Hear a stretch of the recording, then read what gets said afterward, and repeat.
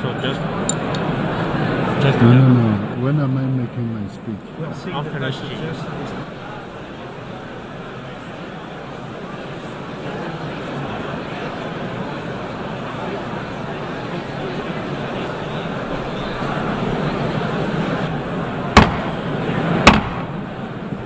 Ladies and gentlemen, take your seats. It's time to start.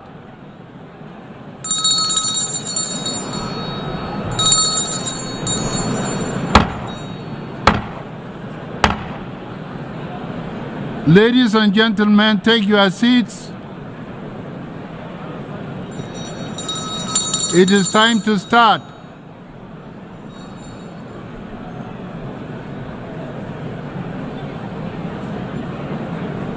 Ladies and gentlemen,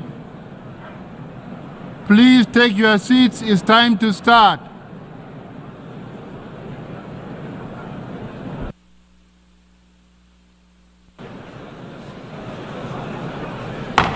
It's time to start.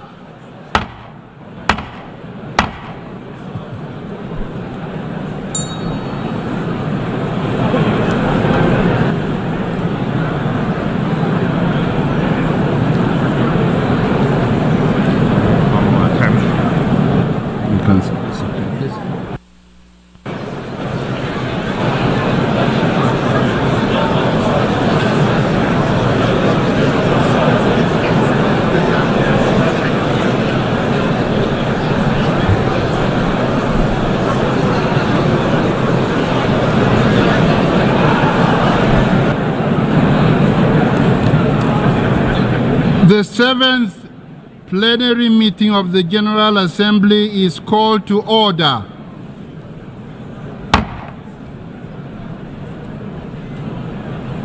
It's not moving. Okay. Before proceeding to the general debate, the General Assembly will hear an introduction by the Secretary General of his annual report on the work of the organization, issued as document A/79/1 under agenda item 111 in accordance with resolution 51/241. I now give the floor to the Secretary General of the United Nations, His Excellency Antonio Guterres.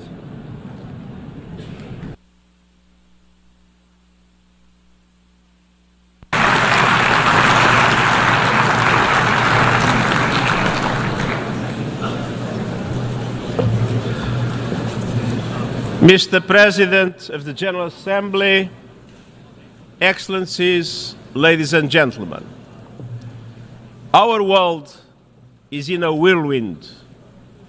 We are in an era of epic transformation, facing challenges unlike any we have ever seen, challenges that demand global solutions. Yet, geopolitical divisions keep deepening.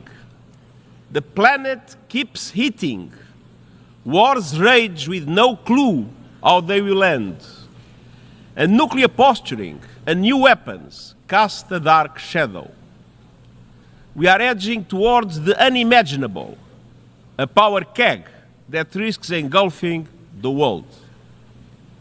Meanwhile, 2024 is the year that half of humanity goes to the poles, and half of humanity will be affected.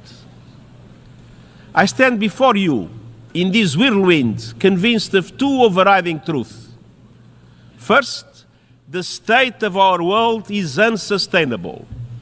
We can't go on like this. And second, the challenges we face are solvable.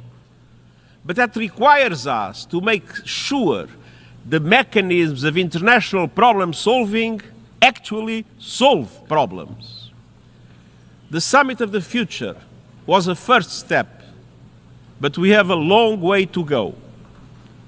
And getting there requires confronting three major drivers of unsustainability: a world of impunity, where violations and abuses threaten the very foundation of international law and UN Charter.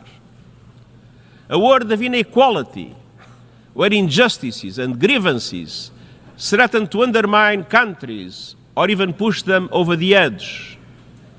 And a world of uncertainty, where unmanaged global risks threaten our future in unknowable ways. These worlds of impunity, inequality, and uncertainty are connected and colliding. Excellencies, the level of impunity in the world is politically indefensible and morally intolerable. Today, a growing number of governments and others feel entitled to get out of jail free card. They can trample international law. They can violate the United Nations Charter. They can turn a blind eye to international human rights conventions or the decisions of international courts. They can thumb their nose at international humanitarian law. They can invade another country, lay waste to whole societies, or utterly disregard the welfare of their own people. And nothing will happen. We see this age of impunity everywhere, in the Middle East, in the heart of Europe, in the Horn of Africa, and beyond. The war in Ukraine is spreading with no signs of letting up. Civilians are paying the price in rising death tolls and shattered lives and communities. It is time for a just peace based on the UN Charter, on international law, and on UN resolutions.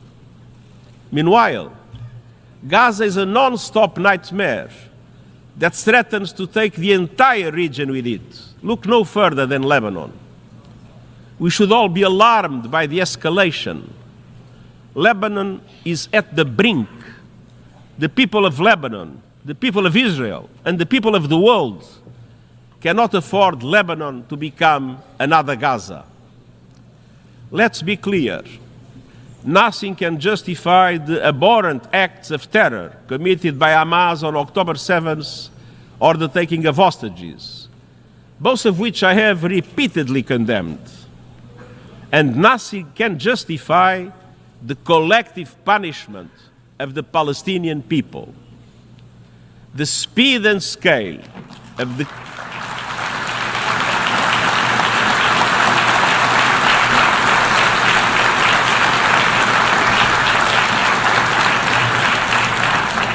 The speed and scale of the killing and destruction in Gaza are unlike anything in my years as Secretary General.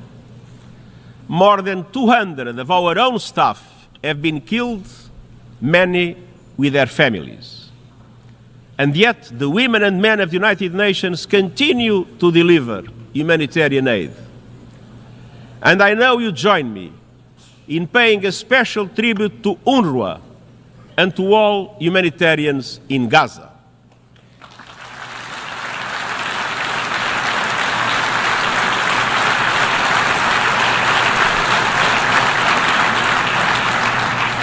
The international community must mobilize for an immediate ceasefire, the immediate and unconditional release of hostages, and the beginning of an irreversible process towards a two-state solution. For those who go on undermining that goal with more settlements, more land grabs, more incitement, I ask, what is the alternative? How could the world accept a one state in which a large number of Palestinians would be included without any freedom, any rights, or dignity? In Sudan, a brutal power struggle has unleashed horrific violence, including widespread rape and sexual assaults. A humanitarian catastrophe is unfolding as famine spreads. Yet outside powers continue to interfere with no unified approach to finding peace. In the Sahel, the dramatic and rapid expansion of the terrorist threat requires a joint approach rooted in solidarity, but regional and international cooperation have broken down. From Myanmar to the Democratic Republic of the Congo, to Haiti, to Yemen and beyond, we continue to see appalling levels of violence and human suffering in the face of a chronic failure to find solutions. Meanwhile, our peacekeeping missions are too often operating in areas where simply there is no peace to keep.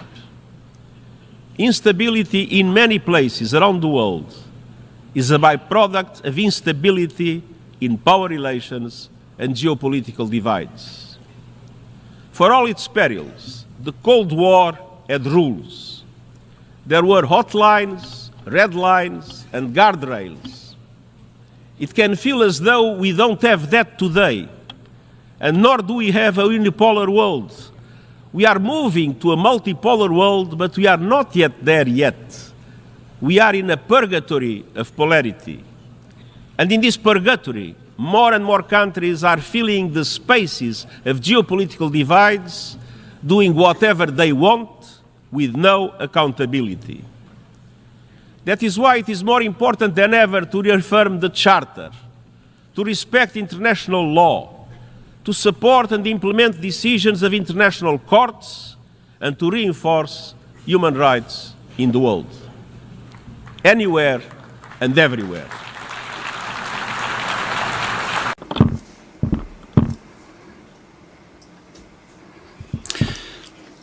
Excellencies, ladies and gentlemen, rising inequalities are a second driver of unsustainability and a stain on our collective conscience.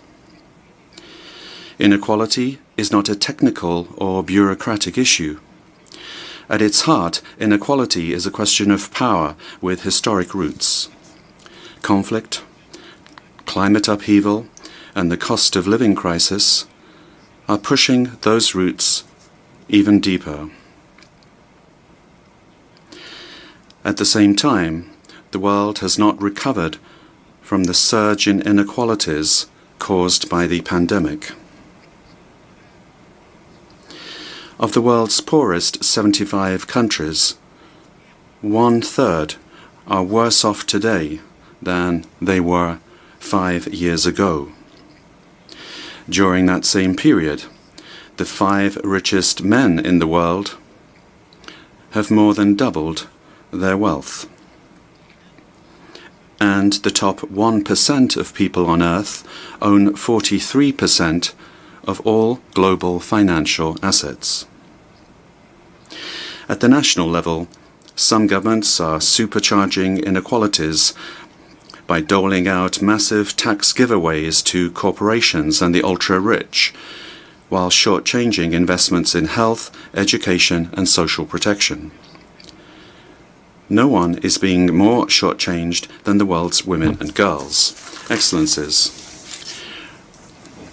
rampant gender-based discrimination and abuse are the most prevalent inequality across all societies.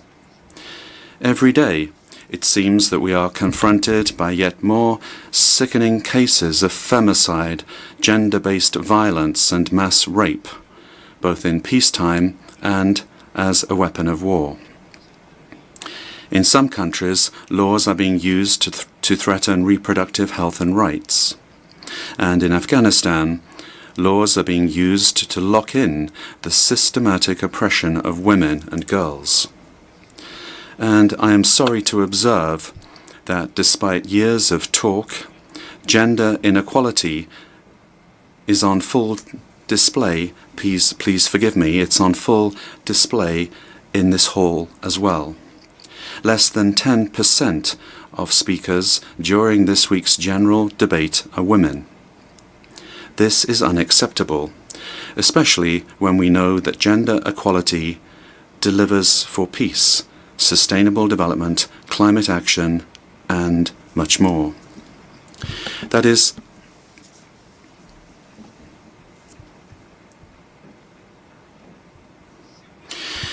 precisely why we took targeted measures to achieve gender parity among the United Nations senior leadership.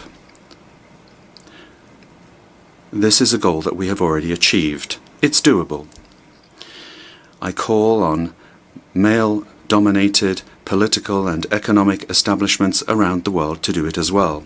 Excellencies, global inequalities are reflected and reinforced even in our own global institutions. The United Nations Security Council was designed by the victors of the Second World War.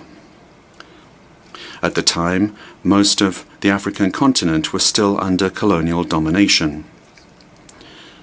To this day, Africa has no permanent seat on the world's preeminent Council of Peace. This must change.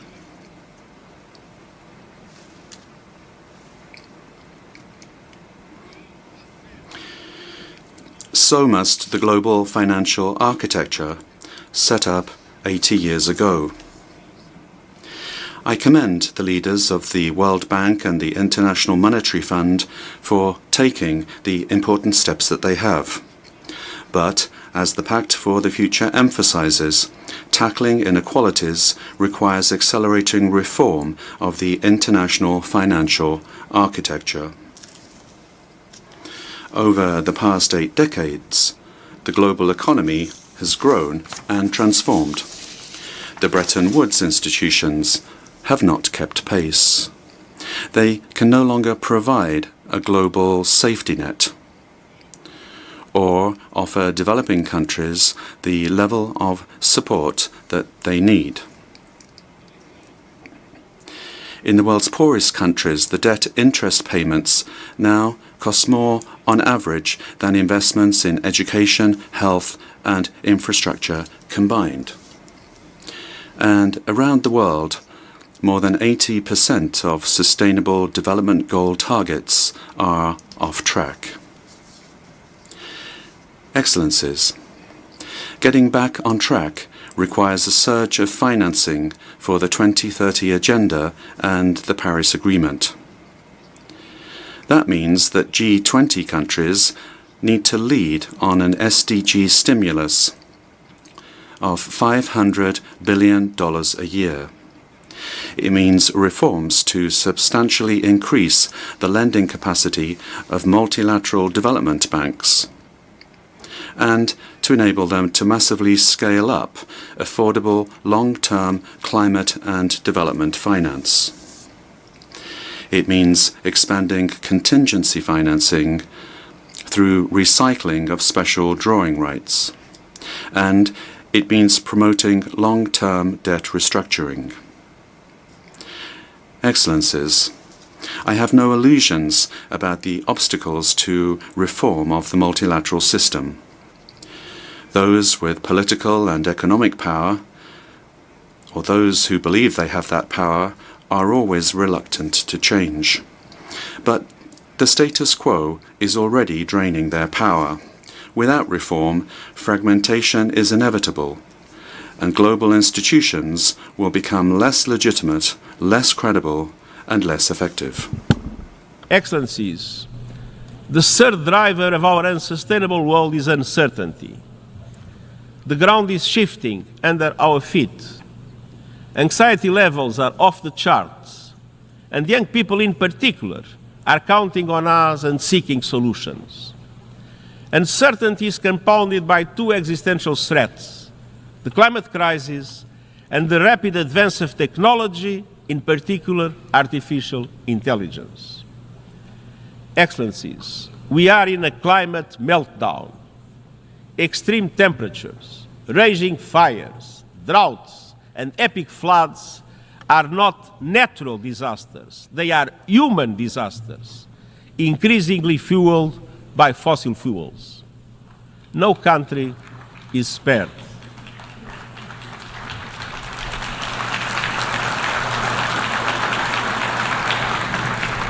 But the poorest and most vulnerable are hardest hit. Climate hazards are blowing a hole through the budgets of many African countries, costing up to 5% of GDP every year. And this is just the start.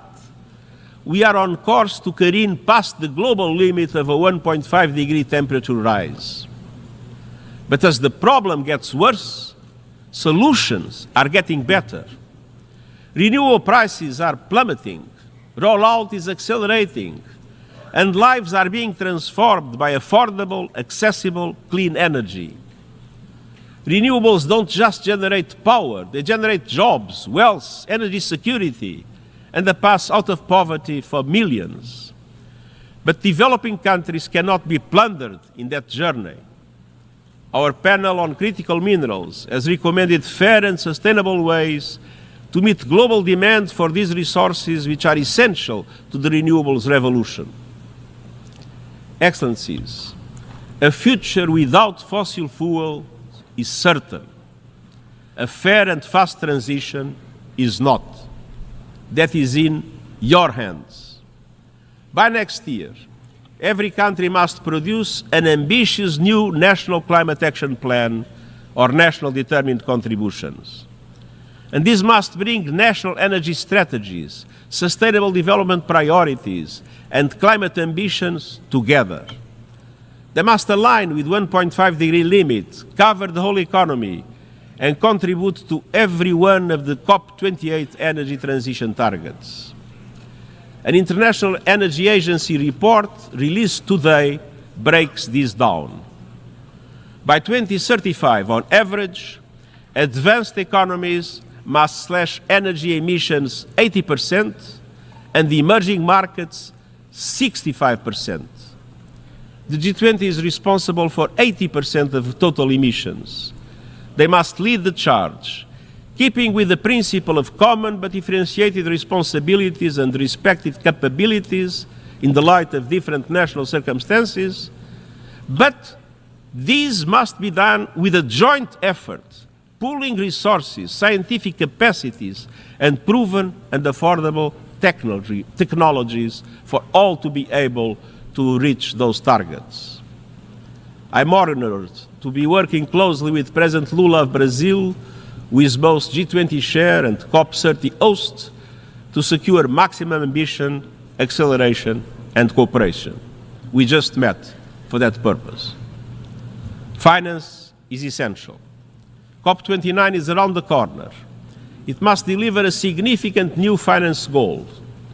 And we also need a loss and damage fund that meets the scale of the challenge and developed countries meeting their adaptation finance promises. And we must finally flip the script on a crazy situation. We continue to reward polluters to wreck our planet.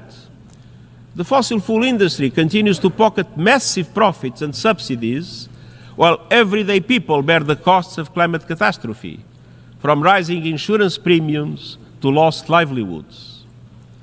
I call on G20 countries to shift money from fossil fuel subsidies and investments to a just energy transition, to put an effective price on carbon, and to implement new and innovative sources of financing, including solidarity levies on fossil fuel extraction through legally binding, transparent mechanisms. All by next year, and this taking into account that those who shoulder the blame must foot the bill. Polluters must pay.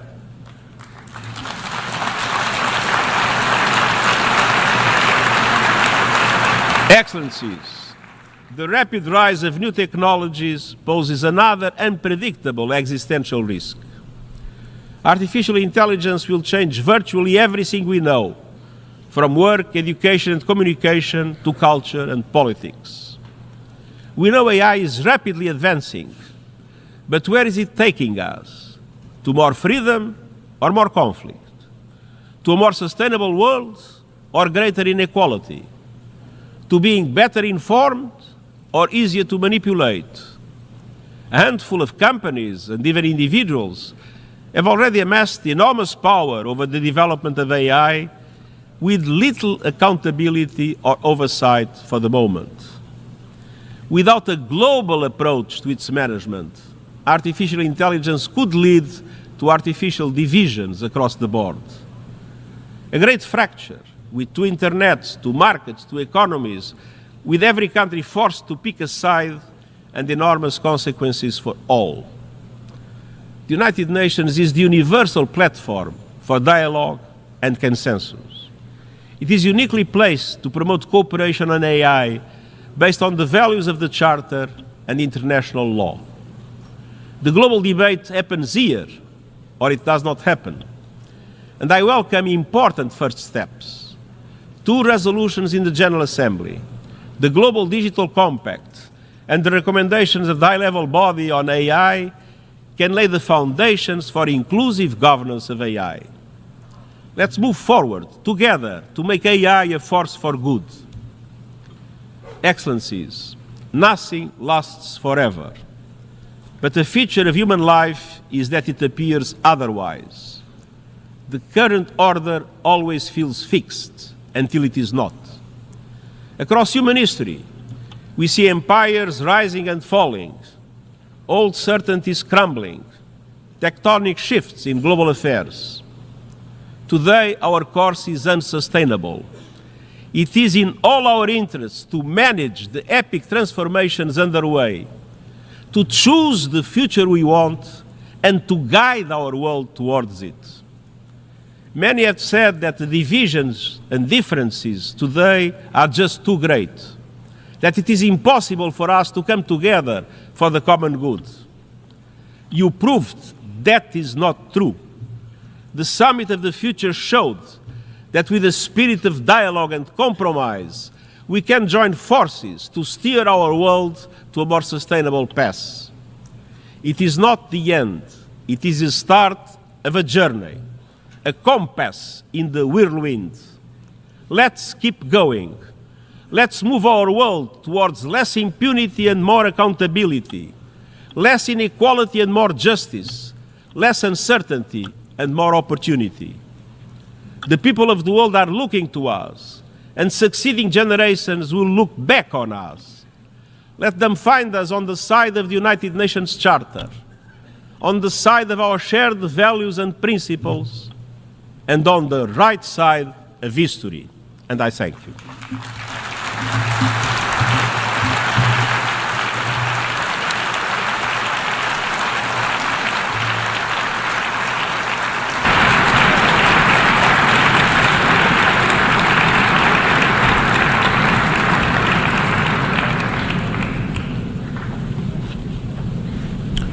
I thank the Secretary General. Where are we?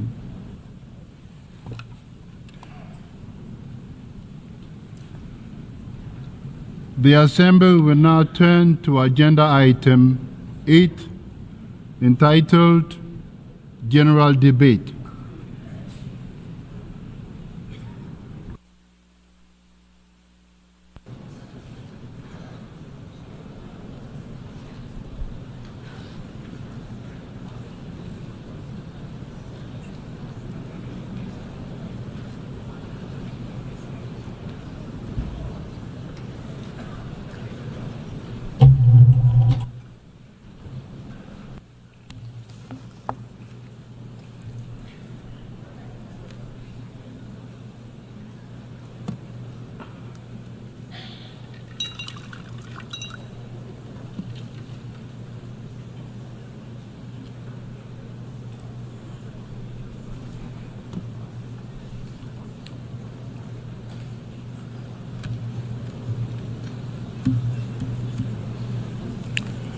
Excellencies, Heads of State and Government, Your Excellency Antonio Guterres, Secretary General of the United Nations, Honorable Ministers, distinguished delegates, ladies and gentlemen, good morning. I extend a heartfelt welcome to the delegations from member states, observers, and esteemed guests. It is my profound honor and privilege to welcome you to this august hall for the general debate of the 79th session of the General Assembly. Before I proceed, I would like to recognize the presence here today of 9 of my predecessors, past presidents of the General Assembly.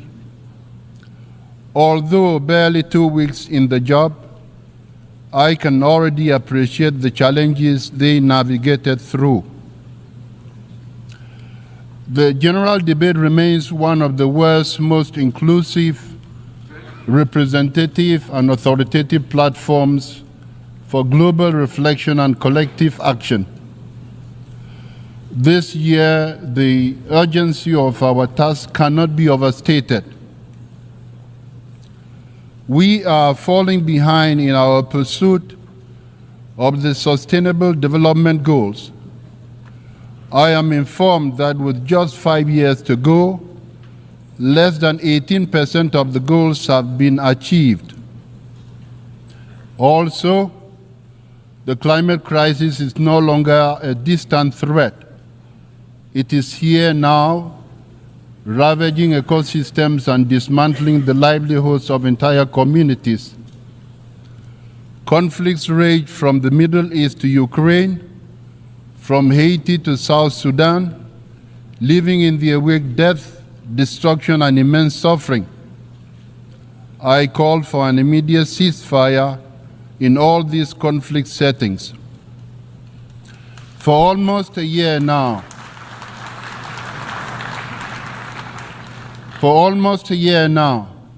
the people of Gaza and Israel have been caught in a spiraling cycle of conflict and retribution.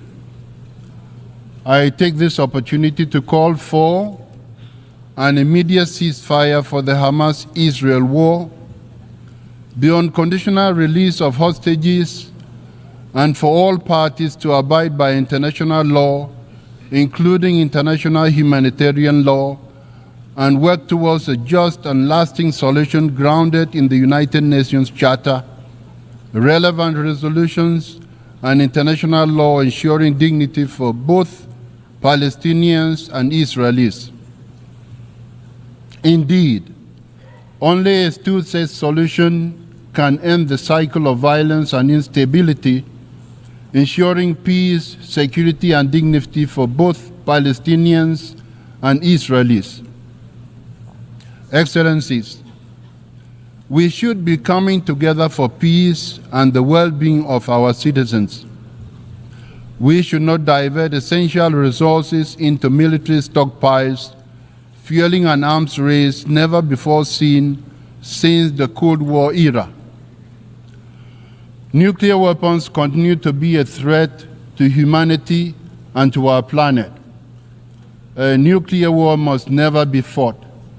Conditions for their use or accidental explosion must always be avoided. We call for urgent measures for the abolition of these tools of the annihilation of the human race and our environment. Old hatreds rooted in prejudice and ignorance persist, and new divisions arise where none should exist.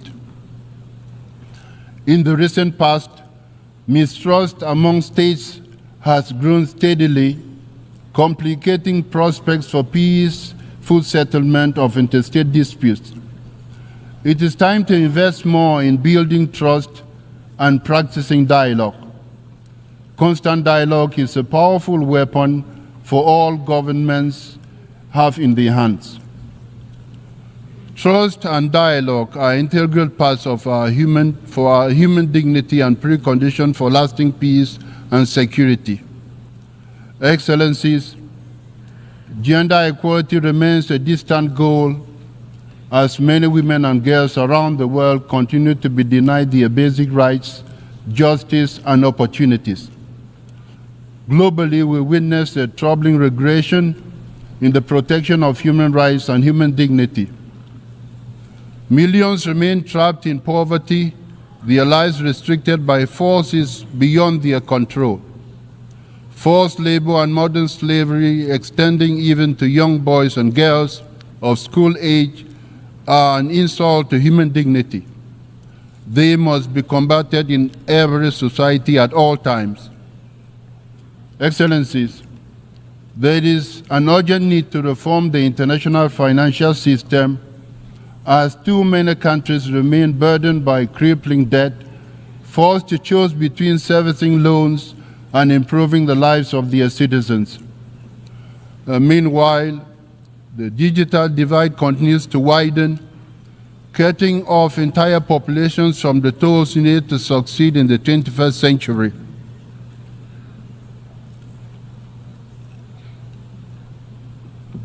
Excellencies, we are not mere spectators of these crises, nor are we powerless to act.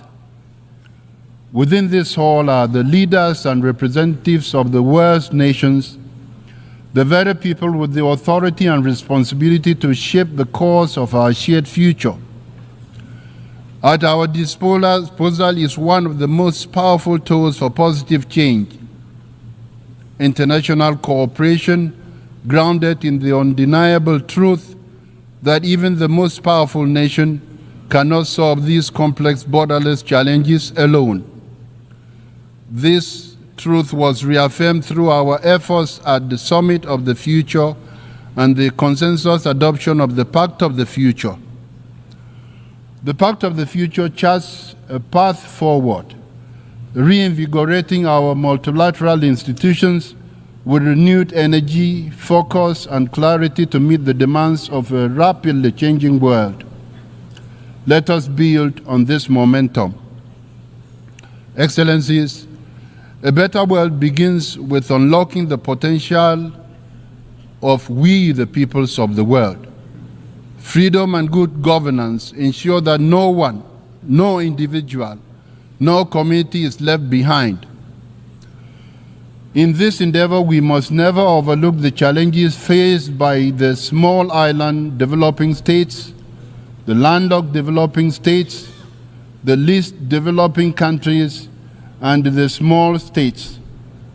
It is incumbent on the United Nations to do more than just express solidarity.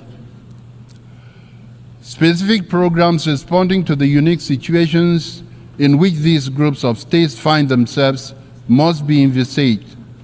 This will be a priority of my presidency. Africa is one of the priorities of the United Nations. We must support Africa. The African Union's Agenda 2063 presents a bold and transformative vision for the continent. Africa currently has the youngest population in the world, and by 2063, 1 in 4 people will be African. The generation of resources for the well-being of these peoples has been much slower than the population growth. We must not let Africa's potential go unrealized. In fact, to truly unlock Africa's vast potential, we must actively cultivate global partnerships that align with the continent's aspirations and drive its success. In this endeavor, I look forward to working with member states of the United Nations this year on keeping Africa at the heart of our agenda. Excellencies, in this 79th session, I also want to prioritize multilingualism as a recognition of our world's cultural and linguistic richness. We understand that the multitude of languages, cultures, and perspectives should not be viewed as a source of division, but as a wellspring of strength. Excellencies, we anticipate a very successful high-level week. In addition to the recently concluded Summit of the Future and this ongoing general debate, several critical high-level events are expected to take place. These include the high-level event on microbial resistance, the high-level meeting on addressing the existential threats posed by sea level rise, and the high-level plenary meeting to commemorate and promote the International Day for the Total Elimination of Nuclear Weapons. Throughout the 79th session, we will address the urgent issues of our time. While we may not agree on every issue, we all share the same fundamental goal: to build a better world for everyone, everywhere. Here today are representatives from 193 member states, each embodying our collective aspirations, each guided by a shared vision. The path ahead is difficult, fraught with obstacles that may at times seem insurmountable, but they are not impassable. We have the tools, the knowledge, and the collective will to overcome these challenges if we act together with courage and conviction. Thank you.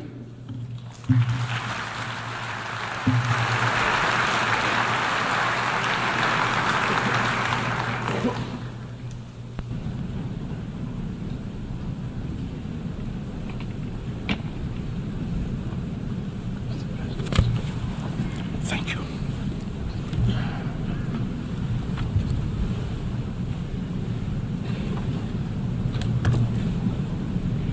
Before giving the floor to the first speaker for this morning, I would like to remind members that the list of speakers for the general debate has been established on the agreed basis that statements should be no longer than 15 minutes to enable all the speakers to be heard at a given meeting.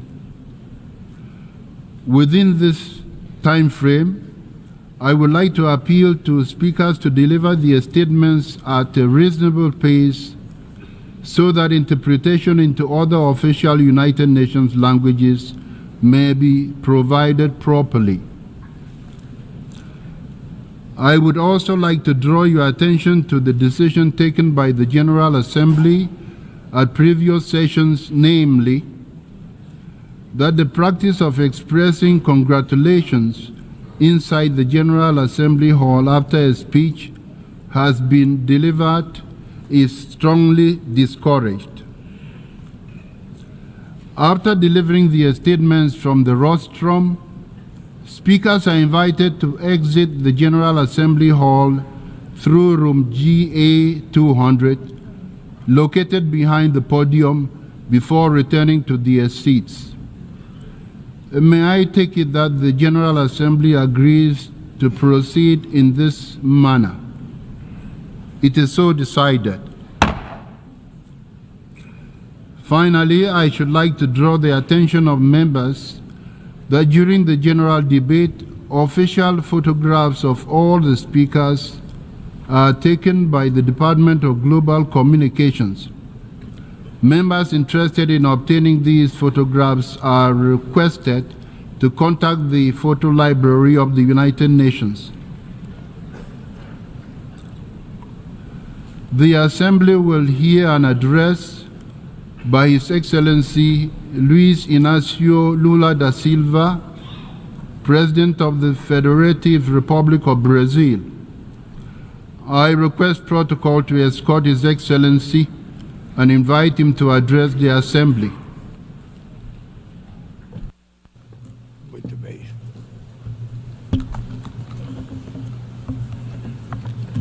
Meus cumprimentos My greetings to the President of the General Assembly, Mr. Yang. I would like to greet the Secretary General, Antonio Guterres, and each of the heads of state and government and delegates present. I'd like to address specifically to the Palestinian delegation who is taking part in this opening session for the first time, albeit as an observer member.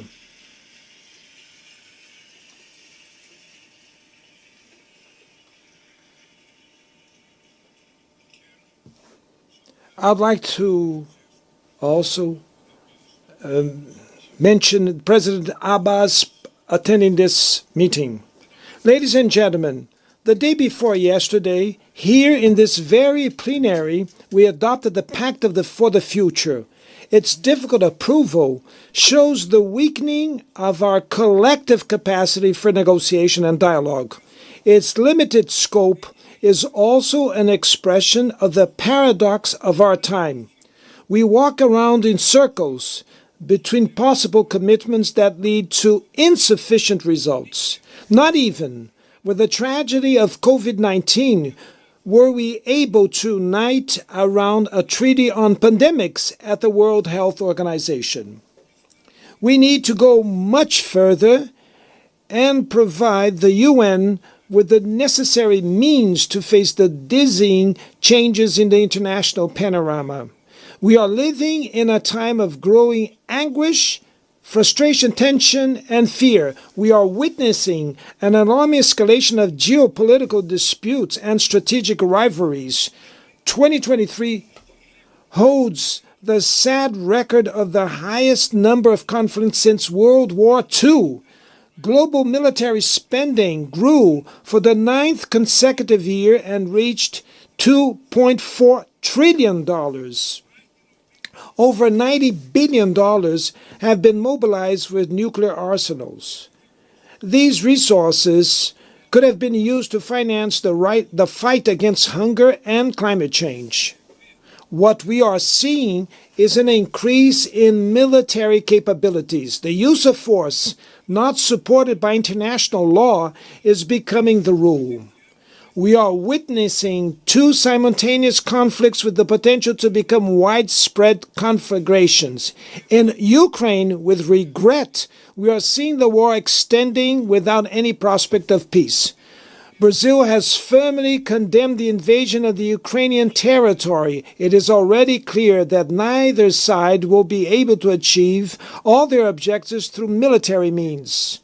The use of increasingly destructive weapons brings to the mind the darkest days of their sterile Cold War confrontation. Creating conditions for resuming direct dialogue between the parties is crucial at this time. This is a message of the 6 points of understanding that China and Brazil offer for a process of dialogue to be established and for the hostilities to end. In Gaza and the West Bank, we are witnessing one of the greatest humanitarian crises in recent history, which is now spreading dangerously to Lebanon. What began as a terrorist action by fanatics against innocent Israeli civilians has become a collective punishment for the entire Palestinian people. There have been over 40,000 fatal victims, mostly women and children.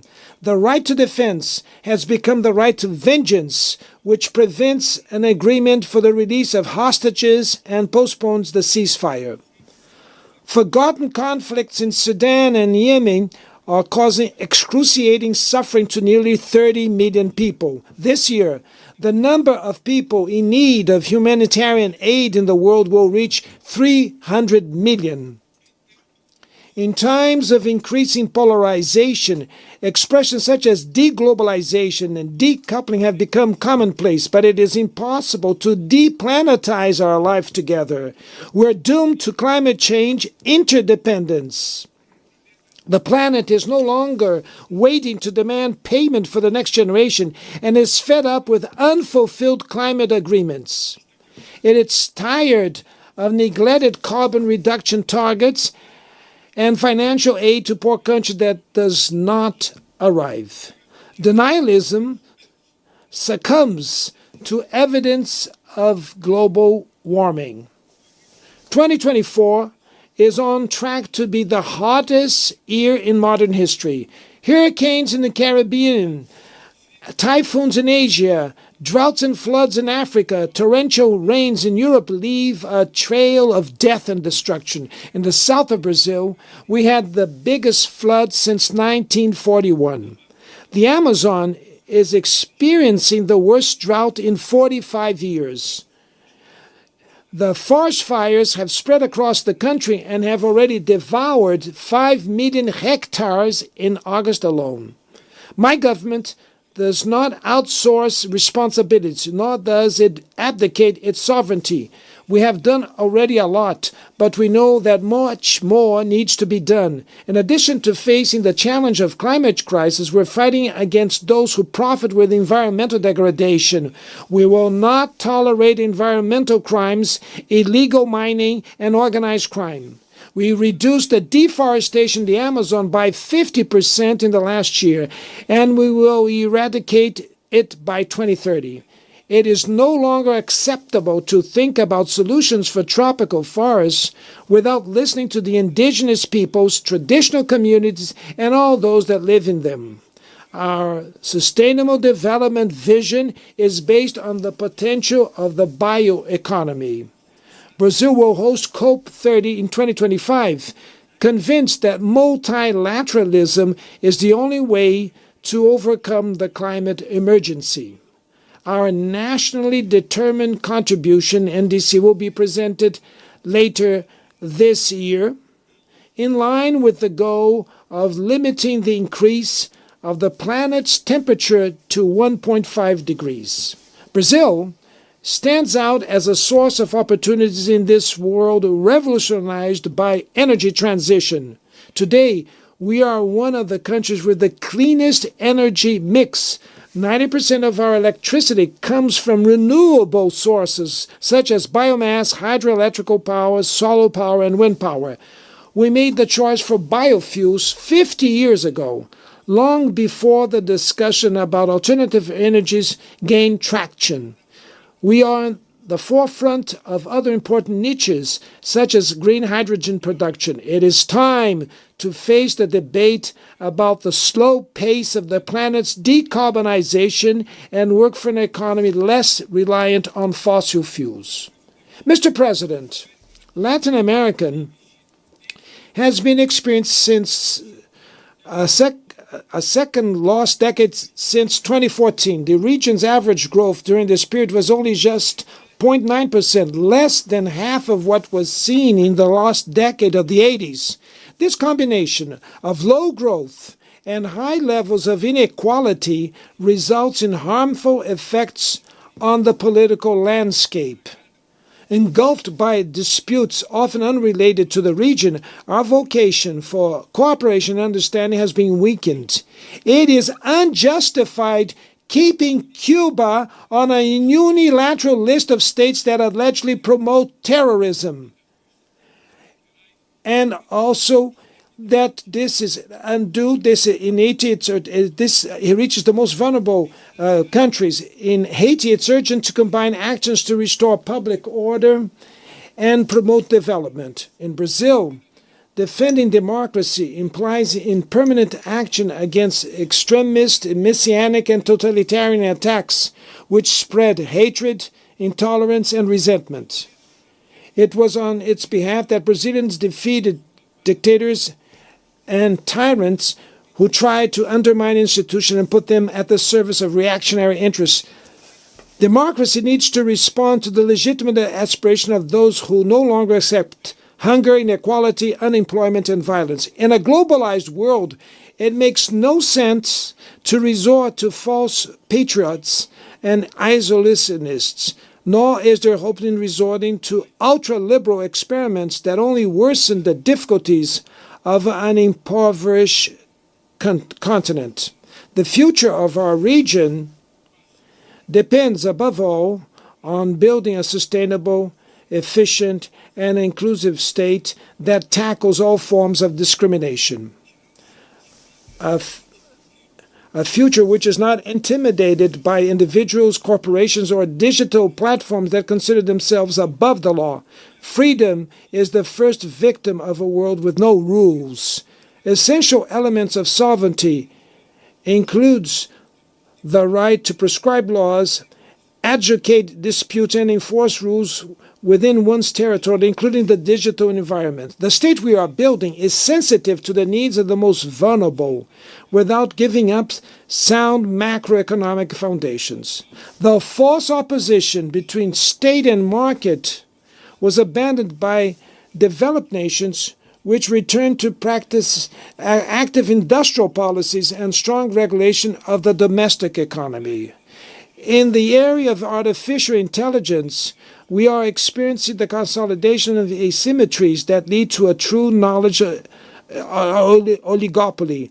The unprecedented concentration in the hands of a small number of people and companies based in an even smaller number of countries is advancing. We are interested in emancipatory artificial intelligence, which also has the face of the global south and which strengthens cultural diversity, that respects human rights, protects personal data, and promotes information integrity.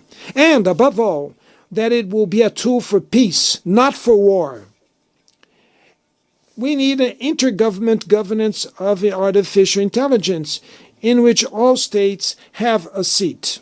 Mr. President, conditions for accessing financial resources remain prohibitive for most low and middle income countries. The debt burden limits fiscal room to invest in health and education, reduce inequalities, and address climate change. African countries borrow at rates up to 8 times higher than Germany and 4 times higher than the United States. It's a Marshall Plan in reverse, in which the poorest finance the richest. Without greater participation of the developing countries in the management of the IMF and the World Bank, there will be no effective change. While the Sustainable Development Goals lag behind, the world's 150 largest companies had collectively made up to $1 trillion in profits over the last 2 years. The fortunes of the top 5 billionaires have more than doubled since the start of this decade, while 60% of humanity has become poor. The super rich pay proportionally much less tax than the working class. To remedy this anomaly, Brazil has insisted on international cooperation to develop minimum global taxation standards. The data released by FAO 2 months ago on the state of food insecurity in the world is shocking. The number of people going hungry around the world has increased by more than 152 million since 2019. This means that 9% of the world's population, 733 million people, are undernourished. The problem is severe in Africa and Asia, but it also persists in parts of Latin America. Women and girls make up the majority of people facing hunger in the world. Pandemics, armed conflicts, climate events, and agricultural subsidies from rich countries are increasing the scope of this scourge. But hunger is not just the result of external factors. It arises above all from political choices. Today, the world produces more than enough food to eradicate it. What is missing is for conditions to be created so that food may be affordable. This is my government's most urgent commitment: end hunger in Brazil, as we did in 2014. In 23 alone, we lifted 24,400,000 people out of a condition of severe food insecurity.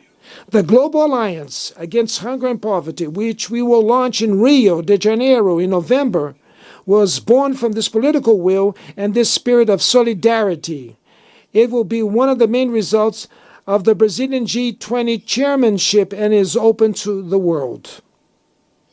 Anyone who wants to join this collective effort is welcome.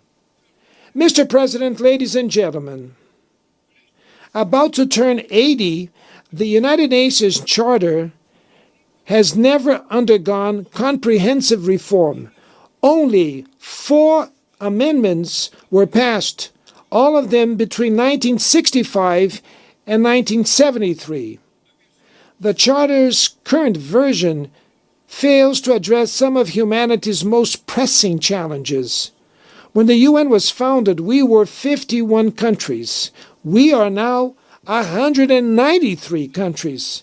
Several countries, mainly on the African continent, were under colonial rule when the UN was founded and had no say over its goals and functioning. There is no gender balance in the highest positions. The position of Secretary General has never been held by a woman.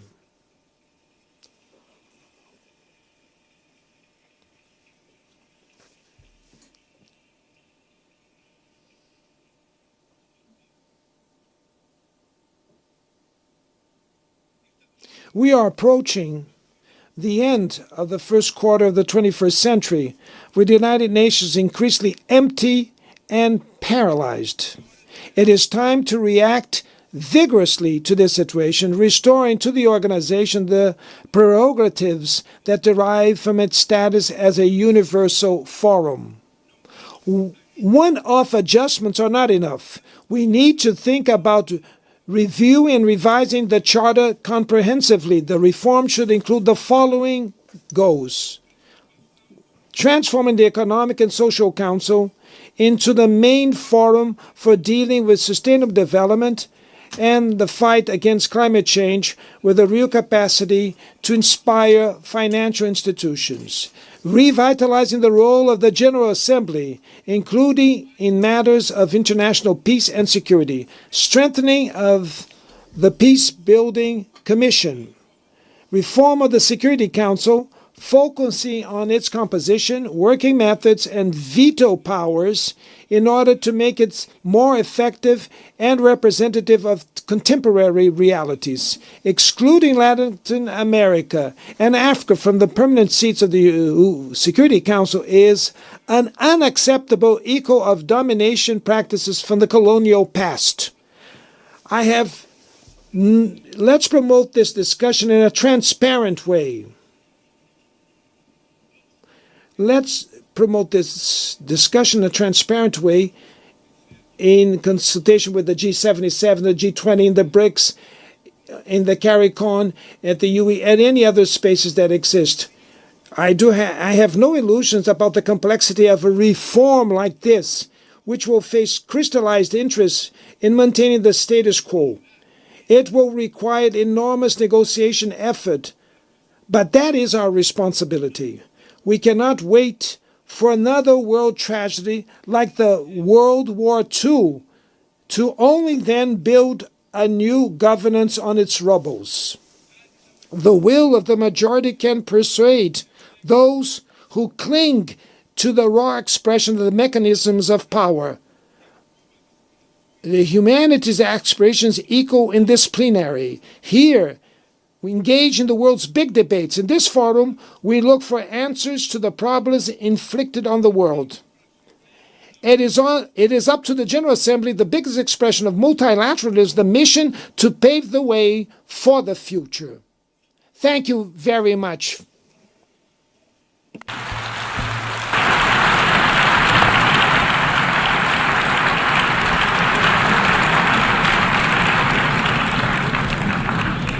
On behalf of the Assembly, I wish to thank the President of the Federative Republic of Brazil.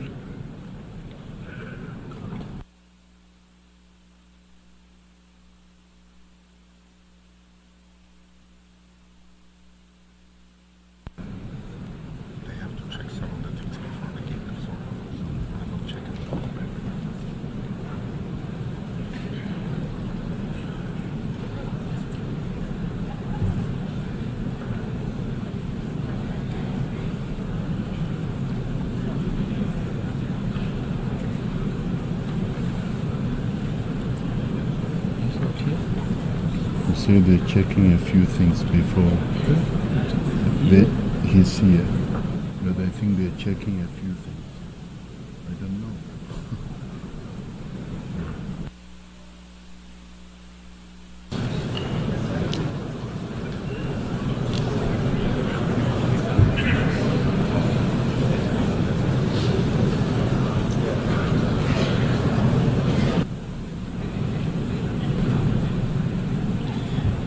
Just driving another minute.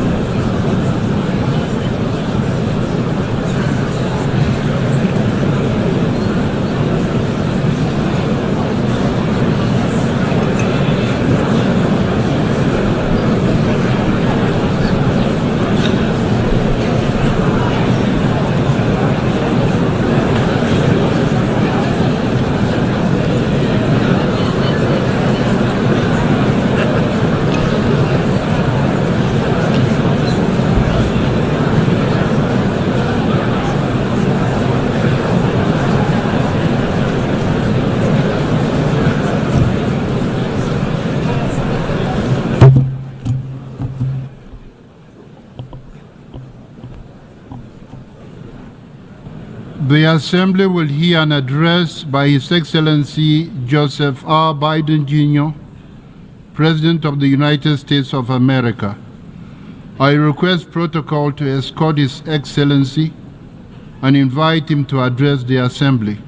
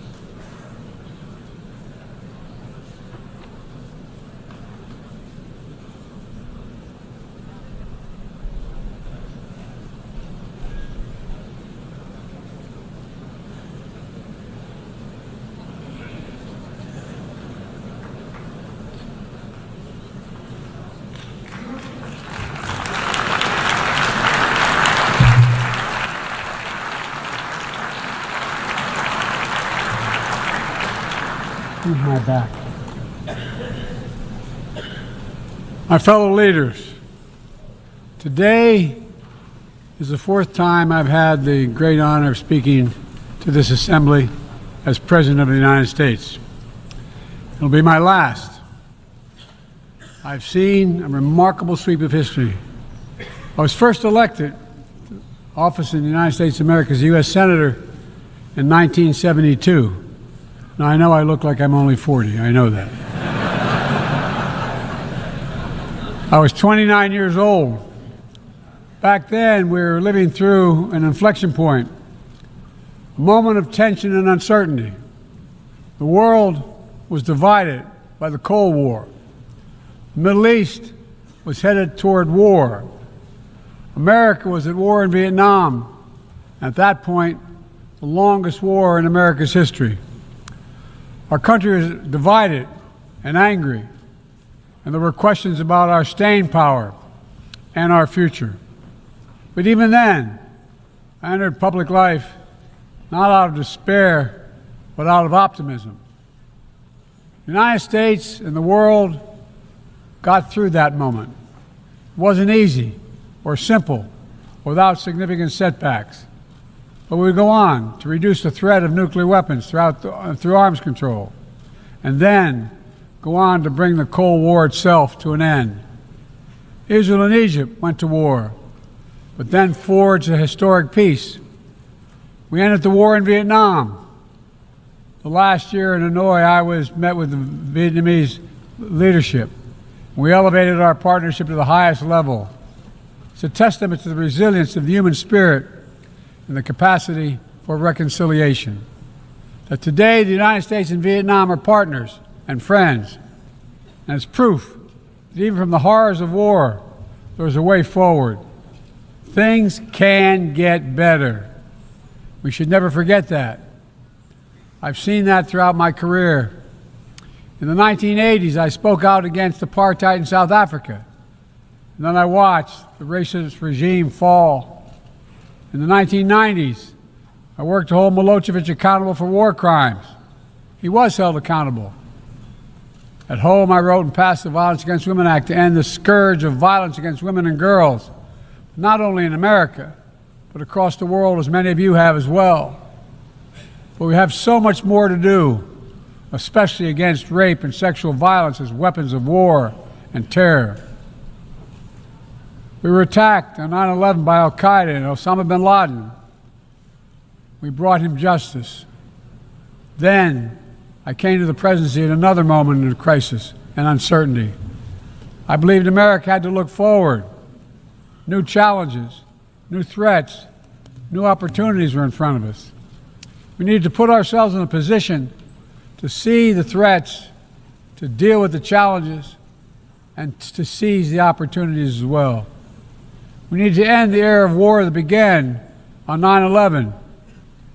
As Vice President to President Obama, he asked me to work to wind down the military operations in Iraq and we did, painful as it was. When I came to office as president, Afghanistan had replaced Vietnam as America's longest war. I was determined to end it, and I did. It was a hard decision, but the right decision. 4 American presidents had faced that decision, but I was determined not to leave it to the 5th. It was a decision accompanied by tragedy. 13 brave Americans lost their lives, along with hundreds of Afghans in a suicide bomb. I think those lost lives, I think of them every day. I think of all the 2,461 U.S. military deaths over a long 20 years of that war. 20,744 American servicemen wounded in action. I think of their service, their sacrifice, and their heroism. I know other countries lost their own men and women fighting alongside us. We honor their sacrifices as well. To face the future, I was also determined to rebuild my country's alliances and partnerships to a level not previously seen. We did just that, from traditional treaty alliances to new partnerships like the Quad with the United States, Japan, Australia, and India. I know many look at the world today and see difficulties and react with despair, but I do not. I won't. As leaders, we don't have the luxury. I recognize the challenges from Ukraine to Gaza to Sudan and beyond. War, hunger, terrorism, brutality, record displacement of people, a climate crisis, democracy at risk, strains within our societies, the promise of artificial intelligence and its significant risk. The list goes on. But maybe because all I've seen and all we have done together over the decades, I have hope. I know there is a way forward. In 1919, the Irish poet William Butler Yeats described a world, and I quote, "where things fall apart, the center cannot hold, mere anarchy is loosed upon the world," end of quote. Some may say those words describe the world not just in 1919, but in 2024. But I see a critical distinction. In our time, the center has held. Leaders and people from every region and across the political spectrum have stood together, turned the page. We turned the page on the worst pandemic in a century. We made sure COVID no longer controls our lives. We defended the UN Charter and ensured the survival of Ukraine as a free nation. My country made the largest investment in climate, clean energy, ever anywhere in history. There will always be forces that pull our countries apart and the world apart. Aggression, extremism, chaos, and cynicism. A desire to retreat from the world and go it alone. Our task, our test, is to make sure that the forces holding us together are stronger than those that are pulling us apart. That the principles of partnership that we came here each year to uphold can withstand the challenges. That the center holds once again. My fellow leaders, I truly believe we're at another inflection point in world history, where the choices we make today will determine our future for decades to come. Will we stand behind the principles that unite us? Will we stand firm against aggression? Will we end the conflicts that are raging today? Will we take on global challenges like climate change, hunger, and disease? Will we plan now for the opportunities and risk of a revolutionary new technologies? I want to talk today about each of these decisions and the actions, in my view, we must take. To start, each of us in this body has made a commitment to the principles of the UN Charter to stand up against aggression. When Russia invaded Ukraine, we could have stood by and merely protested. But Vice President Harris and I understood that that was an assault on everything this institution was supposed to stand for. And so, my direction, America stepped into the breach, providing massive security and economic and humanitarian assistance. Our NATO allies and partners in 50-plus nations stood up as well. But most importantly, the Ukrainian people stood up. I asked the people of this chamber to stand up for them. The good news is Putin's war has failed and at his core aim. He set out to destroy Ukraine, but Ukraine is still free. He set out to weaken NATO, but NATO is bigger, stronger, and more united than ever before, with 2 new members, Finland and Sweden. But we cannot let up. The world now has another choice to make. Will we sustain our support to help Ukraine win this war and preserve its freedom, or walk away and let aggression be renewed and a nation be destroyed? I know my answer. We cannot grow weary. We cannot look away. And we will not let up on our support for Ukraine, not until Ukraine wins a just and durable peace in the UN Charter.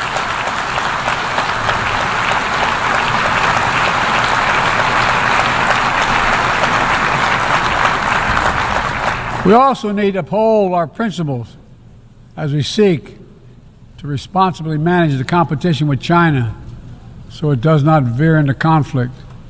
We stand ready to cooperate on urgent challenges for the good of our people and the people everywhere. We recently resumed cooperation with China to stop the flow of deadly synthetic narcotics. I appreciate the collaboration. It matters for the people of my country and many others around the world. On matters of conviction, the United States is unabashed, pushing back against unfair economic competition, against military coercion of other nations in the South China Sea, and maintaining peace and stability across the Taiwan Straits, and protecting our most advanced technologies so they cannot be used against us or any of our partners. At the same time, we're going to continue to strengthen our network of alliances and partnerships across the Indo-Pacific. These partnerships are not against any nation. They're building blocks for a free, open, secure, and peaceful Indo-Pacific. We're also working to bring greater measure of peace and stability to the Middle East. The world must not flinch from the horrors of October 7th. Any country would have the right and responsibility to ensure that such an attack can never happen again. Thousands of armed Hamas terrorists invaded a sovereign state, slaughtering and massacring more than 1,200 people, including 46 Americans, in their homes and at a music festival. Despicable acts of sexual violence, 250 innocents taken hostage. I've met with the families of those hostages. I've grieved with them. They're going through hell. Innocent civilians in Gaza are also going through hell. Thousands and thousands killed, including aid workers. Too many families dislocated, crowding into tents, facing a dire humanitarian situation. They did not ask for this war that Hamas started. I put forward with Qatar and Egypt a ceasefire and hostage deal. It's been endorsed by the UN Security Council. Now is the time for the parties to finalize its terms, bring the hostages home, and secure security for Israel and Gaza free of Hamas' grip, ease the suffering in Gaza, and end this war. On October 7th,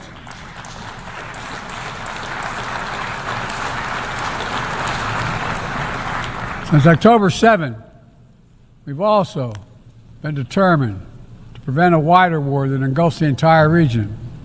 Hezbollah, unprovoked, joined the October 7th attack, launching rockets into Israel. Almost a year later, too many on each side of the Israeli-Lebanon border remain displaced. A full-scale war is not in anyone's interest. Even if the situation has escalated, a diplomatic solution is still possible. In fact, it remains the only path to lasting security to allow the residents from both countries to return to their homes and the border safely. And that's what we're working tirelessly to achieve. As we look ahead, we must also address the rise of violence against innocent Palestinians on the West Bank and set the conditions for a better future, including a two-state solution where the world where Israel enjoys security and peace and full recognition and normalized relations with all its neighbors, where Palestinians live in security, dignity, and self-determination in a state of their own.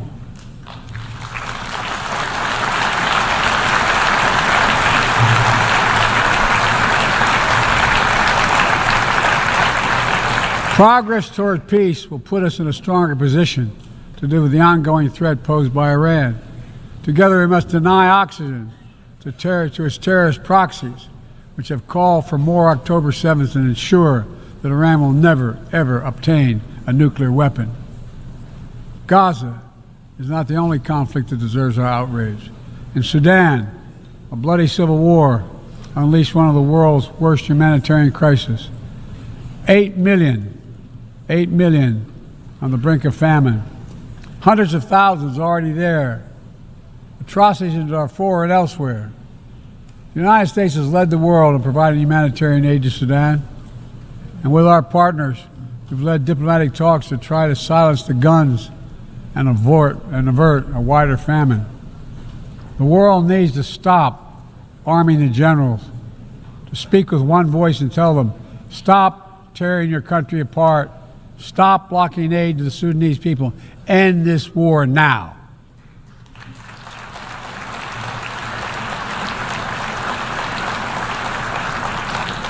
But people need more than the absence of war. They need a chance to live in dignity. They need to be protected from the ravages of climate change, hunger, and disease. Our administration has invested over $150 billion to make progress and other sustainable development goals. It includes $20 billion for food security, over $50 billion for global health. We've mobilized billions more in private sector investment. We've taken the most ambitious climate action in history. We've moved to rejoin the Paris Agreement on day one. And today, my country is finally on track to cut emissions in half by 2030. On track to honor my pledge to quadruple climate financing to developing nations with $11 billion thus far this year.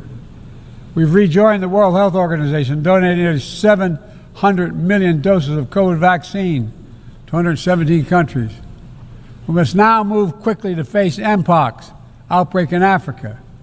We're prepared to commit $500 million to help African countries prevent and respond to Mpox and to donate 1 million doses of Mpox vaccine now.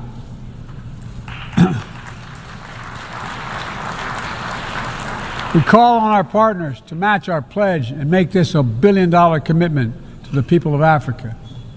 Beyond the core necessities of food and health, the United States, the G7, and our partners have embarked on an ambitious initiative to mobilize and deliver significant finance to the developing world. We're working to help countries build out their infrastructure, to clean energy transition, to the digital transformation, to lay new economic foundations for a prosperous future. It's called the Partnership for Global Infrastructure and Investment.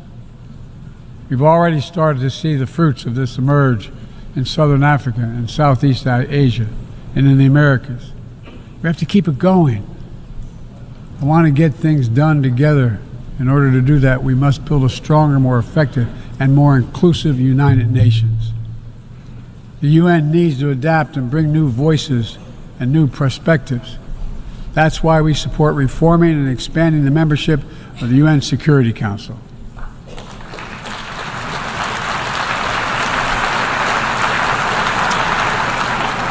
My UN ambassador just laid out our detailed vision to reflect today's world, not yesterday's. It's time to move forward.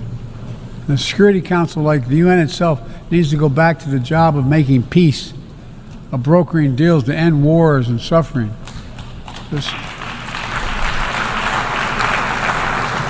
And to stop the spread of the most dangerous weapons, of stabilizing troubled regions in East Africa, from East Africa to Haiti, to Kenya-led mission that's working alongside the Haitian people to turn the tide.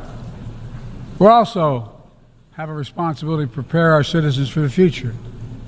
We'll see more technological change, I argue, in the next 2 to 10 years than we have in the last 50 years.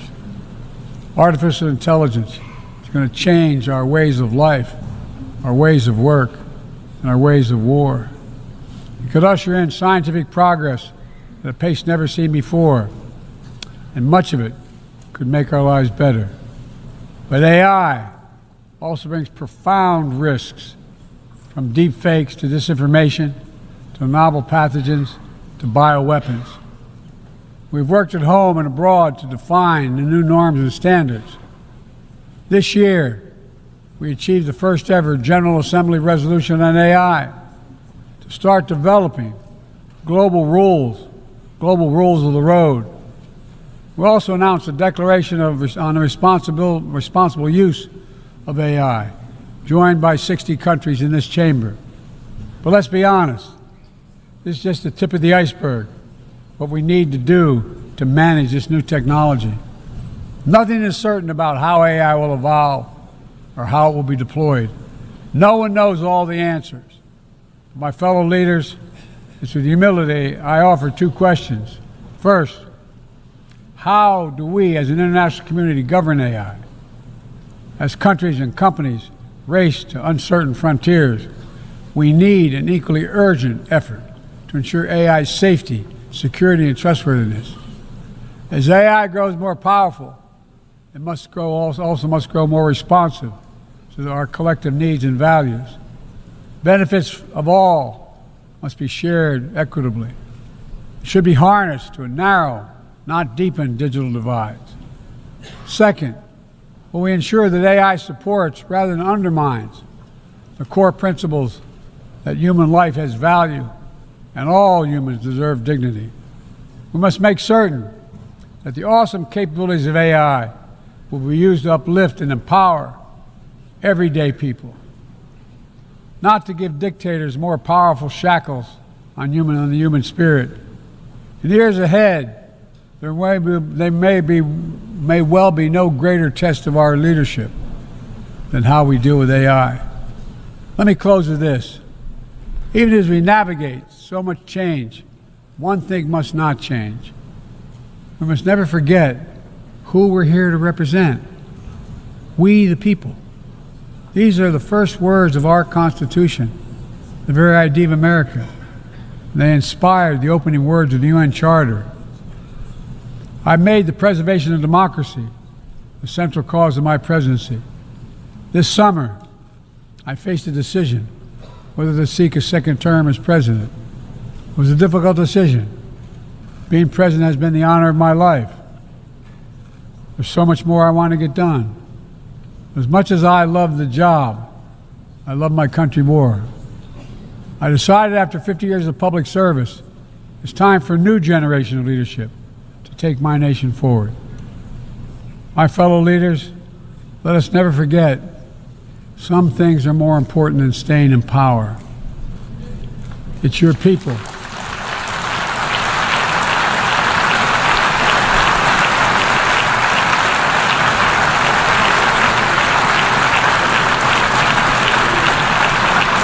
It's your people that matter the most. Never forget, we are here to serve the people, not the other way around. Because the future will be won by those who unleash the full potential of their people, to breathe free, to think freely, to innovate, to educate, to live and love openly without fear. That's the soul of democracy. It does not belong to any one country. I've seen it all around the world, and the brave men and women who ended apartheid, brought down the Berlin Wall, fight today for freedom and justice and dignity. We saw it, that universal yearning for rights and freedom in Venezuela, where millions cast their vote for change that hadn't been recognized. But it can't be denied. The world knows the truth. We saw in Uganda, LGBT activists demanding safety and recognition of their common humanity. We've seen citizens across the world peacefully choosing their future. From Ghana to India to South Korea, nations representing 1/4 of humanity who will hold elections this year alone. It's remarkable, the power of we the people, that makes me more optimistic about the future than I've ever been. since I was first elected to the United States Senate in 1972. Every age faces its challenges. I saw it as a young man. I see it today. But we are stronger than we think. We're stronger together than alone. And what the people call impossible is just an illusion. Nelson Mandela taught us, and I quote, "It always seems impossible until it's done." It always seems impossible until it's done. My fellow leaders, there is nothing that's beyond our capacity if we work together. Let's work together. God bless you all, and may God protect all those who seek peace. Thank you.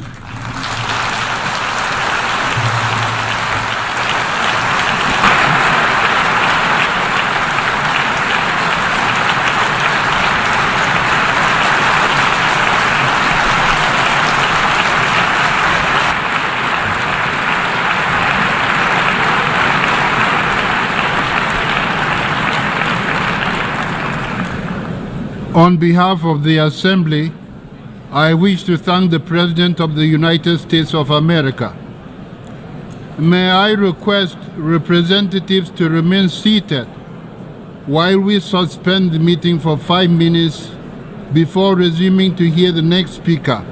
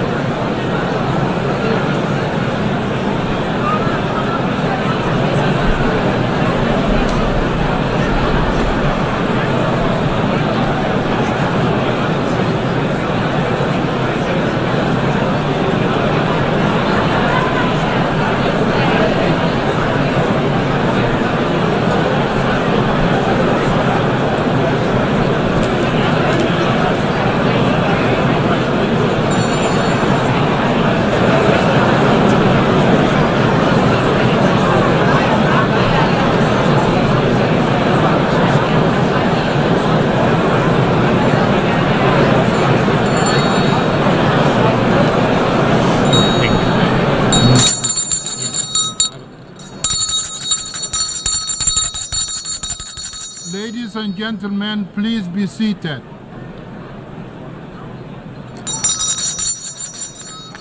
Ladies and gentlemen, please be seated. Senhoras e senhores, retomam seus assentos. Não, tá tudo certo. Aqui fora.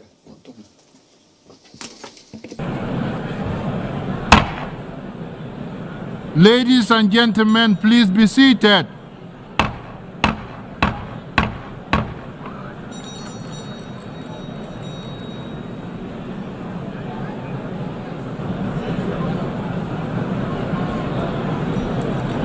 Ladies and gentlemen, please be seated.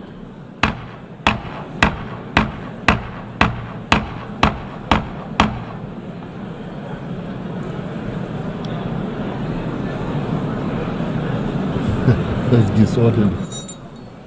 Check if the president is ready. Okay.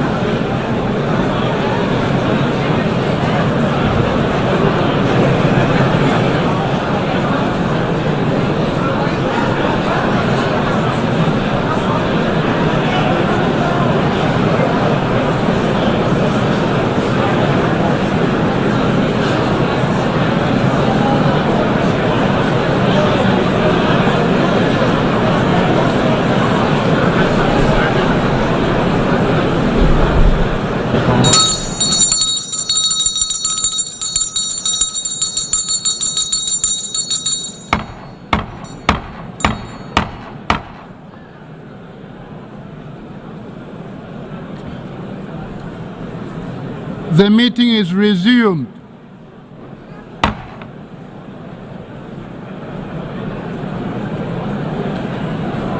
The Assembly will hear an address by His Excellency Recep Tayyip Erdogan, President of the Republic of Turkey.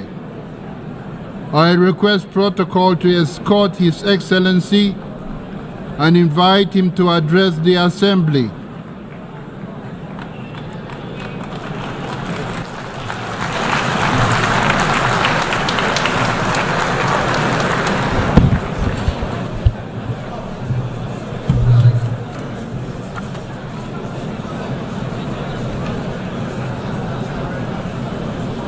Sayın Başkan, Mr. President, dear heads of states and governments, Mr. Secretary General, distinguished delegates, on behalf of myself, my country, and my nation, I greet you with my most heartfelt feelings and respect.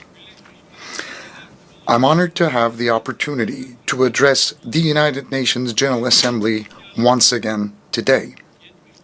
Well, I hope that the 79th General Assembly will be a blessing for our countries and for the entire humanity. I would like to congratulate Mr. Francis on the completion of his term as President of the General Assembly and wish success to Mr. Young as he takes over. I would like to express here our pleasure to see the representative of our friend and brother Palestine in his rightful place among the member states as a result of long struggles. I hope that this historic step will be the final turning point on the road leading to Palestine's membership to the United Nations. The international community and all of us in the human family must fulfill our obligation to the Palestinian people without further ado, that haven't done already. Distinguished guests, I know that there are certain crises that you're monitoring on TV, and those are the crises that we are going through every day, and we're trying to manage them. That's why today I'm not talking representing a country that is situated far away from tensions, but instead that is found at the very heart of tension and war. Some people will criticize critical of us. But despite that fact, today, on the common rostrum of the human race, we will speak of the truth frankly and openly. Right now,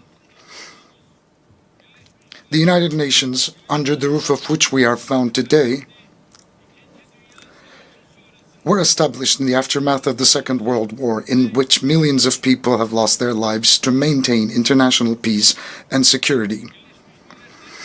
With the establishment of the United Nations, expectations for global stability, peace, and justice were reborn. And hopes for peace were sprouted again. To put it bluntly, unfortunately, in the last few years, the United Nations has failed to fulfill its founding mission and has gradually become a dysfunctional structure. The world is bigger than five is my motto, it's my credo, and this credo represents our common values, and we need those values more than ever in this day and age.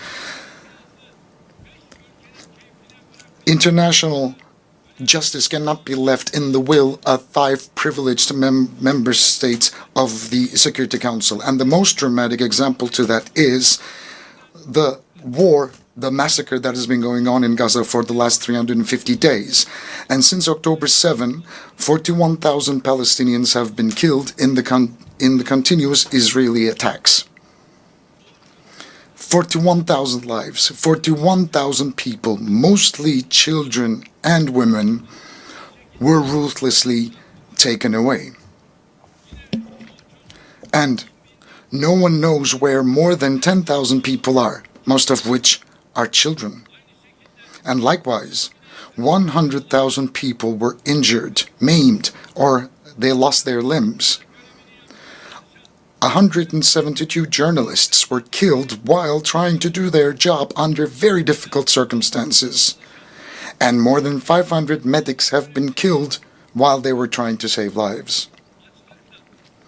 Humanitarian aid workers and the United Nations personnel who came to the rescue of the people of Gaza who were struggling with hunger and thirst were killed. More than 215 United Nations personnel. They hit marketplaces, tents, and camps where the refugees were sheltered. They hit 820 mosques and 3 churches that shouldn't have been touched even in war. And they deliberately hit dozens of hospitals, hundreds of schools, more than 130 ambulances carrying patients. They shredded the Charter of the United Nations from the rostrum of the United Nations and shamelessly challenged the whole world, who are people of conscience. From this very rostrum, they challenged them. My friends, leaked images from Israel's prisons, which it has turned into concentration camps, clearly show what kind of barbarianism we are facing.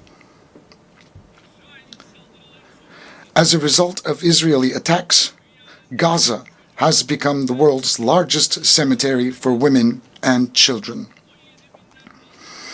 More than 17,000 children were targeted by Israeli bullets and bombs. Hind Recep was only 6 years old. He and his family were seeking safety when their car was hit by Israeli forces. He lost everything. He lost his mother, father, siblings, cousins. He lost all the hopes he had packed, and only he survived. He waited desperately for rescue for 12 days. Will you come to take me? I'm fearful. Was waiting for a helping hand to reach out to him for 12 days. Despite the level of our world has reached, despite the technology at our disposal, despite our organizations with huge budgets employing tens of thousands of personnel, as a human family of 8 billion inhabitants, we haven't yet managed to rescue a 6-year-old girl, which is actually like an injured sparrow trapped under the rubble. that was shaking before our eyes. Hundreds of Gazan children died and are still dying because they cannot find a morsel of a dry bread, a sip of water, and a bowl of soup. In Gaza, not only children are dying, but also the United Nations system. The values that the West claims to defend are dying. The truth is dying. The hopes of humanity to live in a more just world are dying one by one. I am asking you bluntly here, openly, frankly. I call out to you, oh, human rights organizations. Are those in Gaza and the West Bank not human beings? Do children in Palestine have no rights? Can't they play out on the streets in their homelands safely? And calling out to the international press organizations, aren't the journalists murdered by Israel on live TV your colleagues, whose offices were actually raided as well? I call out to United Nations Security Council. What are you waiting for to prevent the genocide in Gaza, to put a stop to this cruelty, this barbarianism? What are you waiting for to stop Netanyahu and his network, who is endangering the lives of the Palestinian people, which is a part of a mass murder network? And what are you still waiting for to stop them, putting to danger their own people and the entire region for political gain? I would like to call out to the countries supporting Israel in an unconditional manner. How long are you going to be able to carry the shame of witnessing this massacre? Dear friends, while children are dying in Gaza, in Ramallah, in Lebanon, while babies are dying in incubators, unfortunately, the international community has given a very bad test and failed in a big way. What's happening in Palestine, look, is a sign of a great moral collapse. I believe that the peoples of the world, the leaders of countries and international organizations should reflect on this painful picture, upon this painful landscape. And I would like to state very clearly and loudly here, the Israeli government, disregarding basic human rights, trampling on international law at every opportunity, is practicing ethnic cleansing, a clear genocide against a nation, a people, and occupying their lands step by step. Palestinians, whose freedom, independence, and most basic rights have been usurped, are rightfully exercising their legitimate rights of resistance against this occupation and ethnic cleansing. The just resistance of the Palestinian people against the occupiers of their land is too noble. It's honorable and legitimate to be called illegitimate. It's heroic and it's noble.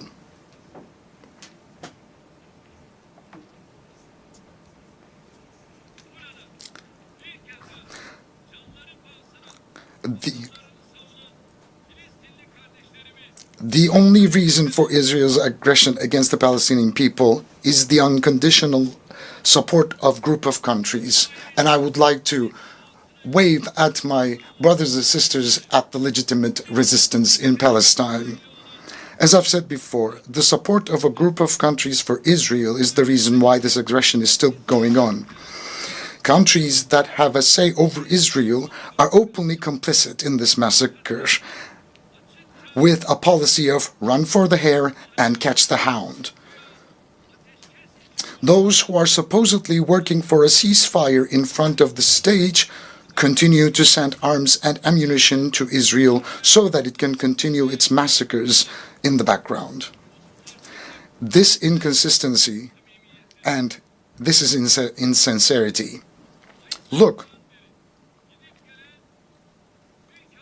there's a paper that has been going around back and forth since May.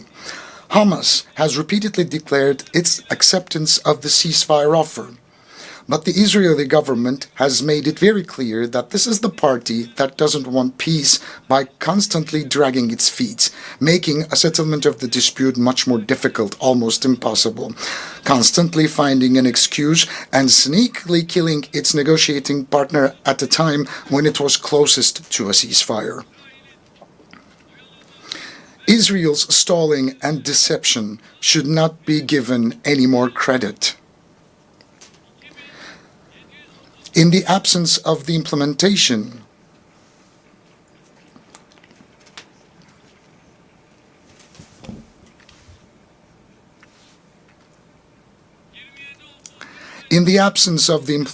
of UN Security Council Resolution number 2735, coercive measures against Israel should be put on the agenda. Israel's behavior has once again demonstrated that it is imperative for the international community to develop a protection mechanism for Palestinian civilians. 70 years ago, just as Hitler was stopped by an alliance of humanity, Netanyahu and his murder network must be stopped by an alliance of humanity.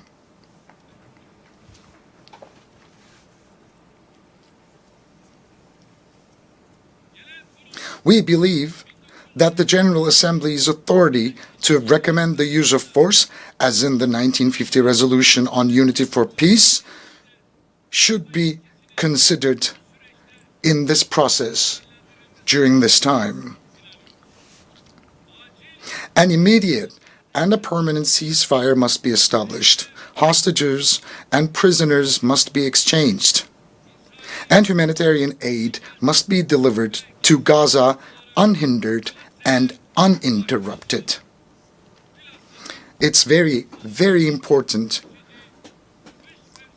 that we extend a helping hand to the people of Gaza, especially before the winter season, when conditions on the ground will become even more challenging. Look, right now, 70% of the water supplies and 75% of the bakeries in Gaza have been destroyed. 95% of health centers were partially or completely damaged. 150,000 houses were completely destroyed, 200,000 houses were partially destroyed, and 80,000 houses become uninhabitable. Infectious diseases such as polio and hepatitis are on the rise. The people of Gaza receive only a quarter of the aid they urgently need. That's what they have access to. And as Turkey, we have been providing humanitarian aid to our brothers and sisters in Palestine, and we will keep on doing that. With more than 60,000 tons of aid, Turkey is the country sending the largest amount of aid to Gaza. Likewise, by halting commercial transactions with Israel, we have demonstrated our stance on this issue. Now, during the last couple of weeks, attacks by Israel have been increased in Lebanon, and we are by the side of Lebanese people and the Lebanese government.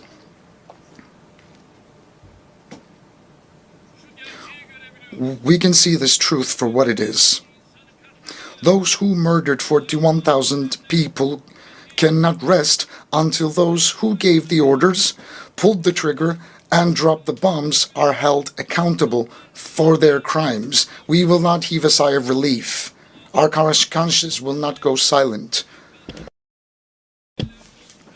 The bill for the billions of dollars of damage caused in the cities that have been destroyed, wrecked, and reduced to rubble must and will be compensated by the perpetrators. We support the case brought by the Republic of South Africa at the International Court of Justice to ensure that Israel's crimes do not go unpunished.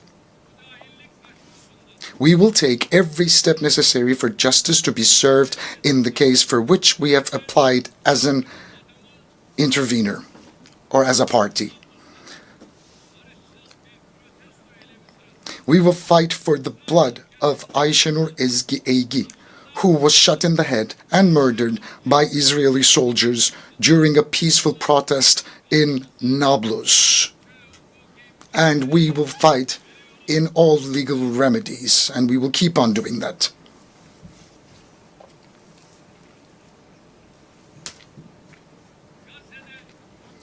While a ceasefire in Gaza is urgently needed, the underlying problem in the Israeli-Palestinian conflict is the Israeli occupation of Palestinian territories. Based on the 1967 borders, an independent, sovereign, and geographically integrated Palestinian state with East Jerusalem as its capital must come into being. This cannot be delayed any longer. I would like it to be known that we are closely following Israel's increasing attacks on our first Qibla, Al-Aqsa Mosque and Haram al-Sharif. I would like to state once again on this podium as Tayyip Erdogan once again that I'm not using a language of politics.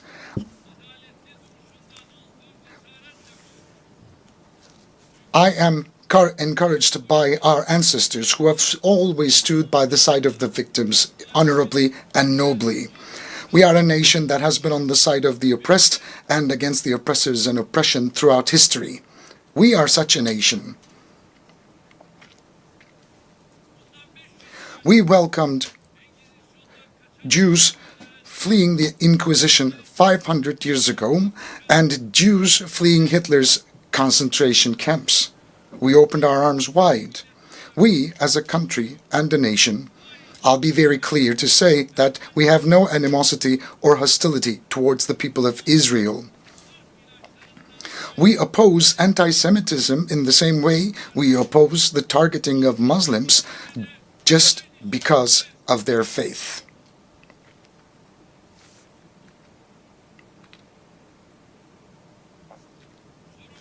Our problem is with the massacre policies of the Israeli government. Our problem is with the oppressor and the oppression, just as it was 5 centuries ago. Everybody should know about this. We will always speak of the truth and speak of what's right and what's fair. Even if some people will be uncomfortable, we will continue to shout out the truth and stand by the righteous and boldly say that we will speak of what we know is right, even though it will hurt some people.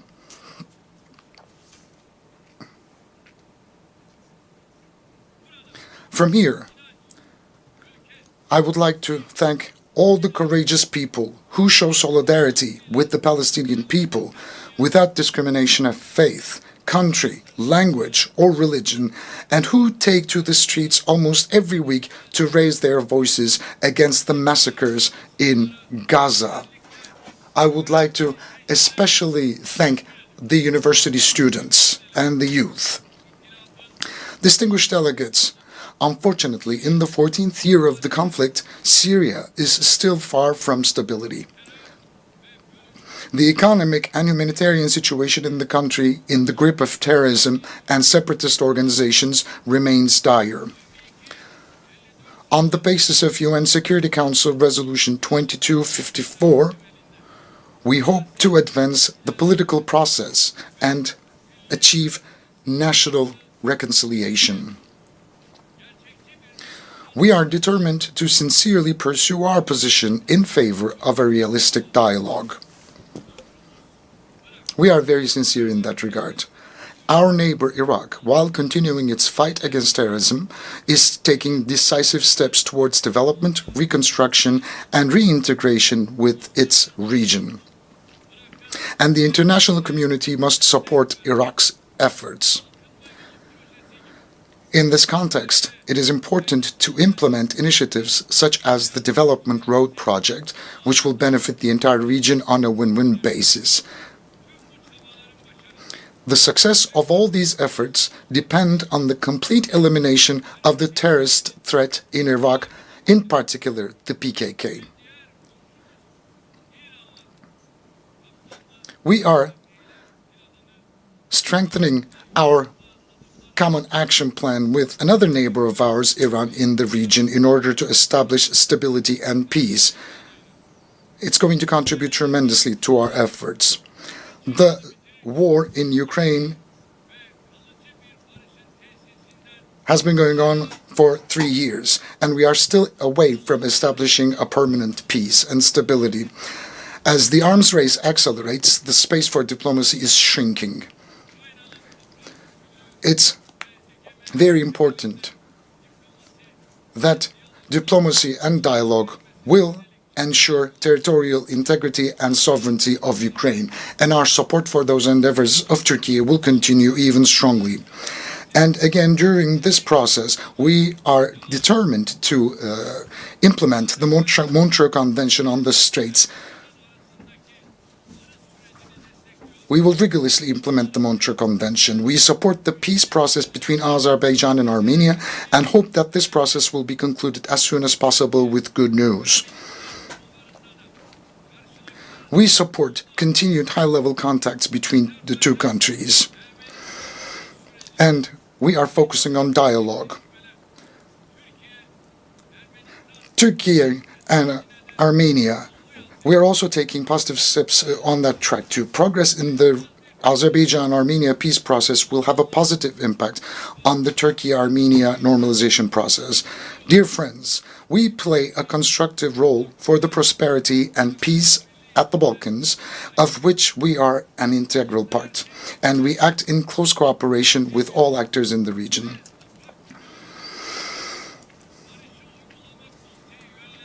As a member of the Steering Committee for Peace Implementation Council, we emphasize the importance of the sovereignty, political unity, and territorial integrity of Bosnia and Herzegovina on every platform, and continue our contribution to Operation EUFOR Althea.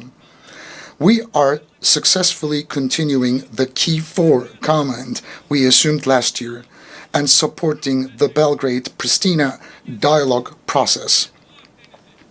We want to see the Aegean Sea and the Eastern Mediterranean as a zone of stability and prosperity where the legitimate interests of all the parties are concerned can be respected. It is in the common interest of the entire region to enhance cooperation, particularly on the delimitation of maritime jurisdictions in accordance with international law, freedom and safety of navigation, and maritime trade. International maritime law encourages cooperation between littoral states in closed or semi-closed seas, such as the Aegean Sea. Turkey is ready for constructive cooperation on all issues, especially in energy and environment. We have the longest coastline in the Eastern Mediterranean, and Turkey's key role is undeniable. Turkey has legitimate rights and authorities in the western part of the island of Cyprus, while the Turkish Cypriots have legitimate rights in the areas around the world. It has been 50 years since the Cyprus peace operation and 61 years since the Cyprus issue emerged as a result of the Greek Cypriot usurpation of the partnership state. From that day until today, peace and tranquility have prevailed on the island. It was always the Turkish Cypriots and Turkey who put forth the sincere will to bring about a just, lasting, and sustainable solution to the Cyprus issue. The federation model is now completely outdated, and we fully support the vision of a two-state solution with two different nations put forward by the Turkish Republic of Northern Cyprus. The sovereign equality and equal international status of the Turkish Cypriots, which are the vested rights of the Turkish Cypriots, must be re-registered and the isolation must end. Today, I once again invite the international community to recognize the Turkish Republic of Northern Cyprus and to establish diplomatic, political, and economic relations. We actively support the stabilization of Libya and the preservation of the unity and integrity of the country. We call on all states to sincerely stand by Libya at this very sensitive time and contribute to building trust between the parties. We must do more to end the conflict in Sudan. We all have a responsibility to deliver humanitarian assistance to the millions of Sudanese people displaced by the conflict. With its young and dynamic population, rich natural resources, and vast fertile lands, Africa has enormous potential. Based on the principles of equal partnership and mutual respect, hand in hand with the peoples of Africa, we support the continent's efforts for peace, stability, and development. We will continue to stand in full solidarity with our African brothers and sisters. As part of our initiatives, we are strengthening our deep-rooted ties with Asia. We are deepening our engagement with our partner regional organizations such as ASEAN, the Shanghai Cooperation Organization, and the Pacific Islands Forum. We keep our will to develop our relations with BRICS, which brings together emerging economies alive. We share a deep-rooted history with the countries of Central Asia, and we are further strengthening our cooperation on bilateral and multilateral grounds. Our Organization of Turkic States is gradually turning into a center of attraction. The organization is becoming an exemplary model of cooperation with the contributions of observer members Hungary and the Turkish Republic of Northern Cyprus. We will further strengthen our unity and our togetherness as the Turkic world. And within the framework of respect for China's sovereignty and territorial integrity, we are in close dialogue with China to protect the fundamental rights and freedoms of Uyghur Turks, with whom we have strong historical, cultural, and humanitarian ties. We endeavor to build on the friendly ties we have established with the countries in Latin America and the Caribbean. Distinguished delegates, we must work together to address global injustice. The United Nations Sustainable Development Goals concept of leaving no one behind is a guiding principle for these efforts. As one of the largest aid donors relative to its gross domestic product, Turkey's development cooperation activities contribute to achieving the Sustainable Development Goals. We contribute to efforts to ensure fair, inclusive growth and development in all international platforms, especially the G20, of which we are a member. We approach technological breakthroughs not as a source of new injustice and conflicts, but as a source of a more prosperous future, such as AI. We believe that all nations should equally benefit from the transformative power of these breakthrough technologies. The United Nations Technology Bank for Least Developed Countries, which we are hosting, is a concrete manifestation of our efforts in this direction. But unfortunately, the cyber terror attacks that took place in Lebanon last week show us once again how deadly these technologies can be used as weapons. I approach the climate change issue from that same perspective. No country can tackle emission reductions and climate change adaptation alone.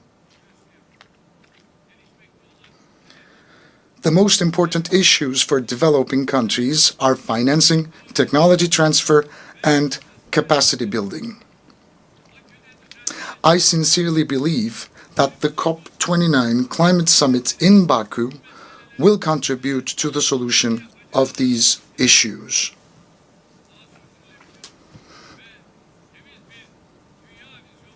At the summit, we expect to launch important additional initiatives and unveil our long-term low-emission development strategy and the Zero Waste initiative that became a reality under the auspices of my spouse, Madam Emine Erdogan. And with mutual agreements, we have taken our domestic affairs and initiatives to international agendas. I would like to ask everybody to support our endeavors in that regard. We see Islamophobia, xenophobia, and racism creeping over the world like a poison ivy. We can see that every week attacks are taking place upon our mosques and our holy book of Quran. In the middle of Europe, people's homes are set on fire and lives are taken because of their ethnic and religious affiliation. Their lives are taken away from them and their fundamental rights are being suspended. And nobody can ignore this growing danger any longer. On March 15th, 2024, we expect a special envoy to combat Islamophobia to be appointed at the United Nations as soon as possible, as envisaged in the draft resolution adopted on March the 15th.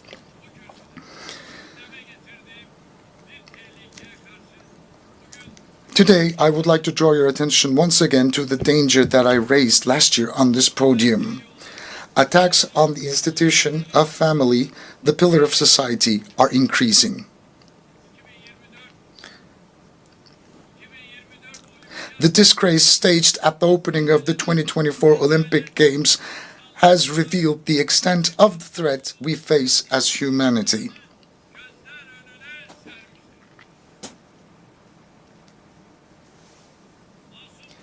A sporting event watched by innocent children and hundreds of millions of people of all ages and beliefs has been used as a tool for a sexist propaganda. It was actually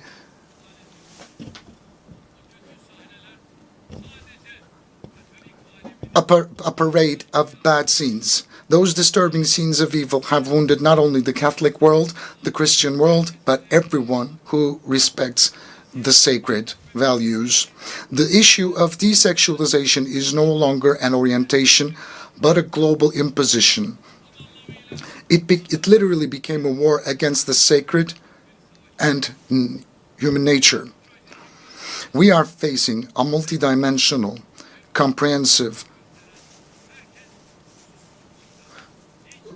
and ruthless project of destruction, who are speaking out and who are reacting to this evil.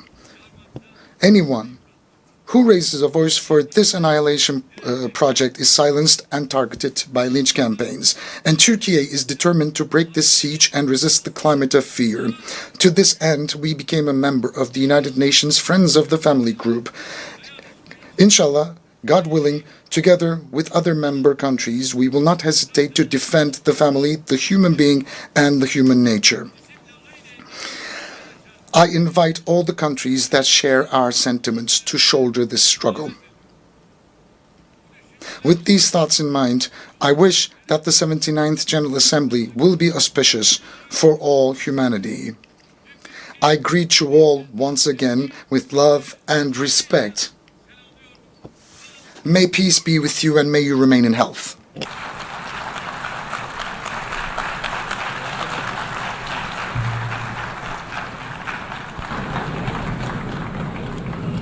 On behalf of the Assembly, I wish to thank the President of the Republic of Turkey,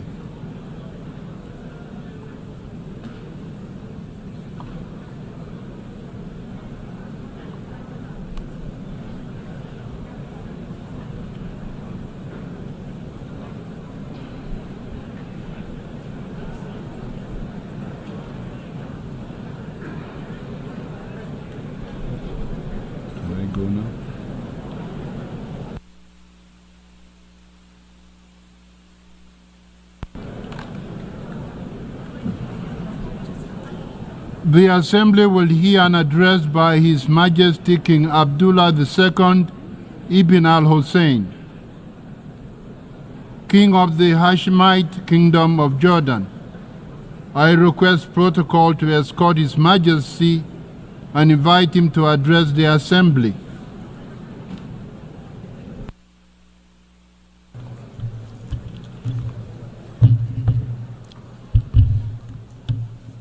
Bismillah ar-Rahman ar-Rahim. Mr. President, Mr. Secretary General, Your Excellencies. Over the past quarter century, I have stood at this podium amidst regional conflicts, global upheavals, and humanitarian crises that have profoundly tested our global community. It often feels that there was not a moment when our world was not in turmoil. And yet, I cannot recall a time of greater peril than this.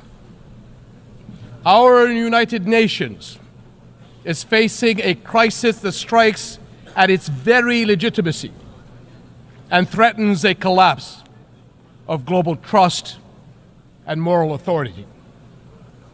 The UN is under attack, literally and figuratively.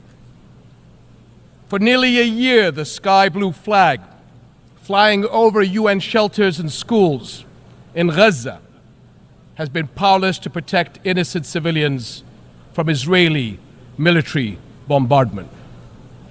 UN aid trucks sit motionless just miles away from starving Palestinians. Humanitarian workers who proudly wear the emblem of this institution are disparaged and targeted. And the rulings of the UN's International Court of Justice are defied, its opinions disregarded. So it's no surprise that both inside and outside this hall, trust in UN's cornerstone principles and ideals is crumbling. The harsh reality many see is that some nations are above international law, that global justice does bend to the will of power, and that human rights are selective, a privilege to be granted or denied at will. We cannot stand for that. And we must recognize that undermining our international institutions and global frameworks is one of the gravest threats to our global security today. Ask yourselves, if we are not nations united in the conviction that all people are equal in rights, dignity, and worth, and that all countries are equal in the eyes of the law, what kind of world does that leave us with? Your Excellencies, the attacks of October 7th on Israeli civilians last year were condemned by countries all over the world, including Jordan. But the unprecedented scale of terror unleashed on Gaza since that day is beyond any justification. The Israeli government's assault has resulted in one of the fastest death rates in recent conflicts, one of the fastest rates of starvation caused by war, the largest cohort of child amputees, and unprecedented levels of destruction. This Israeli government has killed more children, more journalists, more aid workers, and more medical personnel than any other war in recent memory. And let us not forget the attacks on the West Bank. There, since October 7th, the Israeli government has killed more than 700 Palestinians, among them 160 children. Palestinians held in Israeli detention centers exceed 10,700, including 400 women and 730 children. 730 children. Over 4,000 Palestinians have been forced from their homes and lands. Armed settler violence has surged, and entire villages have been displaced. And in Jerusalem, a flagrant violations of the historical and legal status quo at Muslim and Christian holy sites continue unabated under the protection and encouragement of members of the Israeli government. To be clear, this is in the West Bank, not Gaza. Almost 42,000 Palestinians have been killed since October 7th. So is it any wonder that many are questioning how can this war not be perceived as deliberately targeting the Palestinians? The level of civilian suffering cannot be written off as unavoidable collateral. I grew up a soldier in a region that is all too familiar with conflict.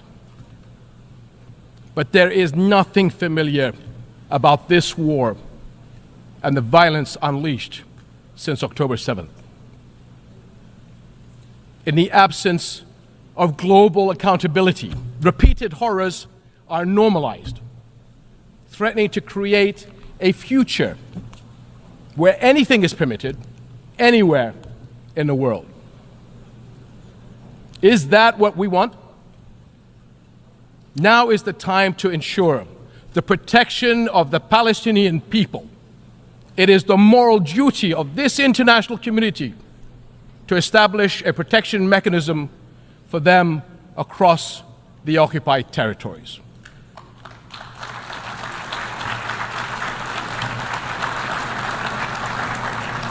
This will guarantee the safety of Palestinians and Israelis from extremists who are taking our region to the brink of an all-out war. That includes those who continue to propagate the idea of Jordan as an alternative homeland. So let me be very, very clear. That will never happen. We will never accept the forced displacement of Palestinians, which is a war crime.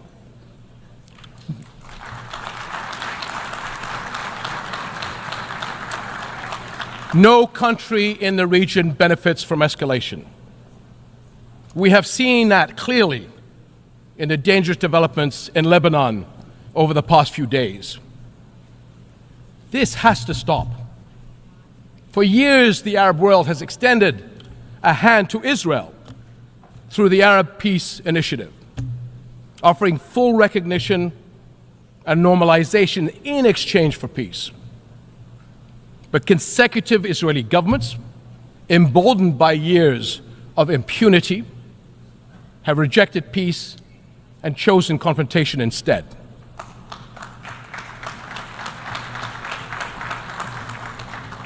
Impunity gathers force.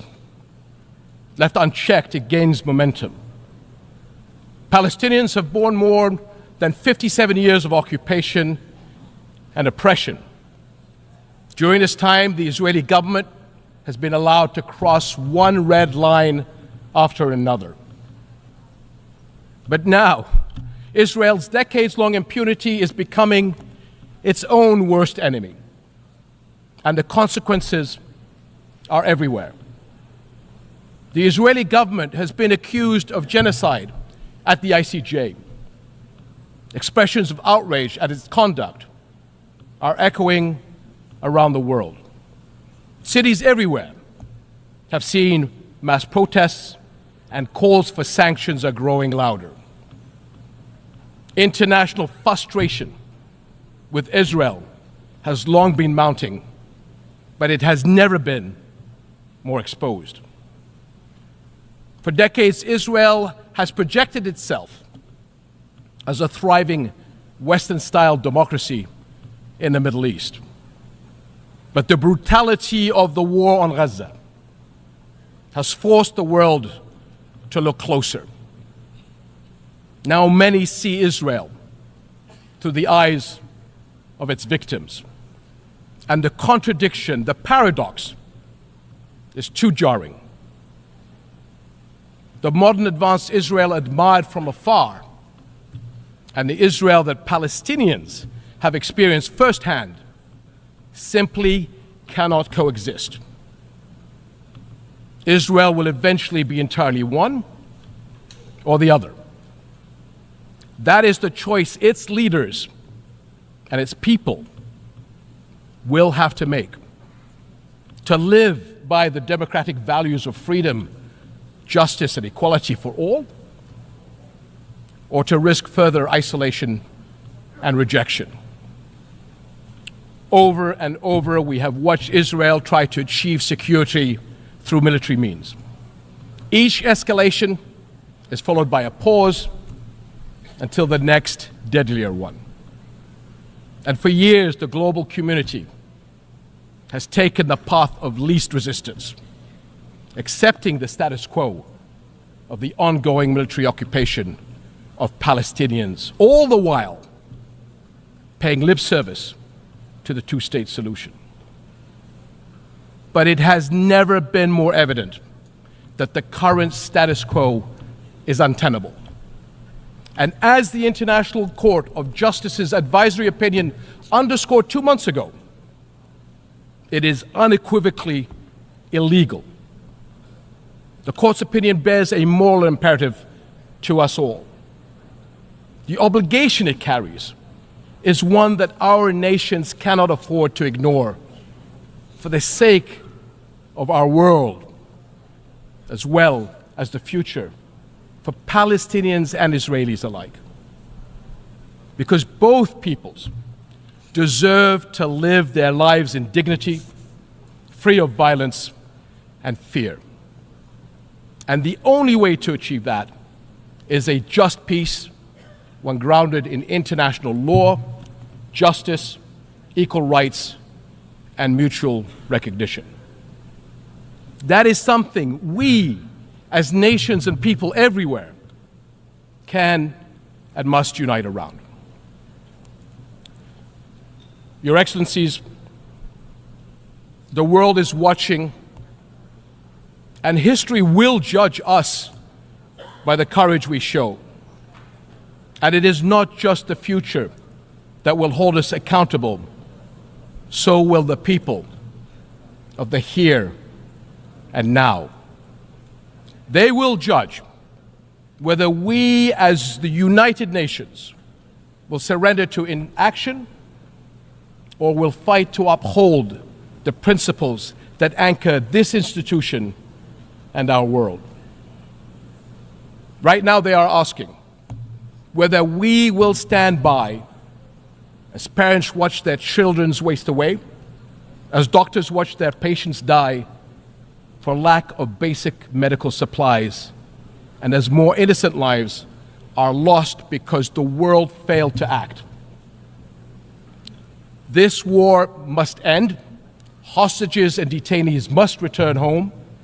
But every day we wait is one day too long for far too many.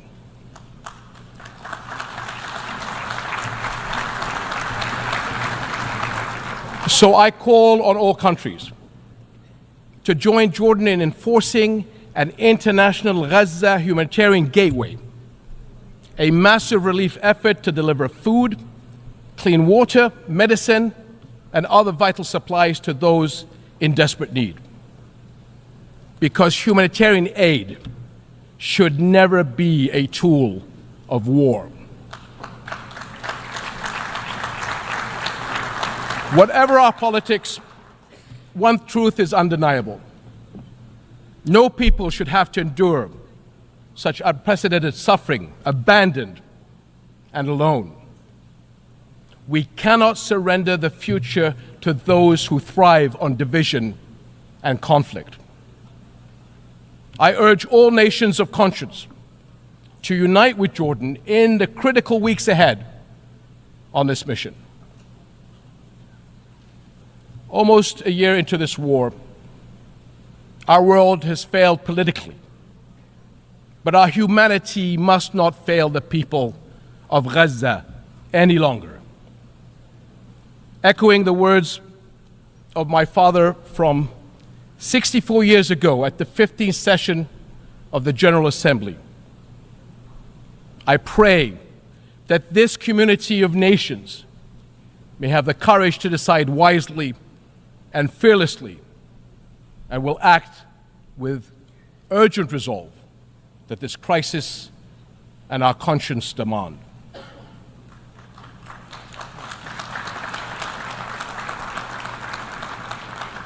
My father was a man who fought for peace to the very end. And like him, I refuse to leave my children or your children a future we have given up on. Thank you.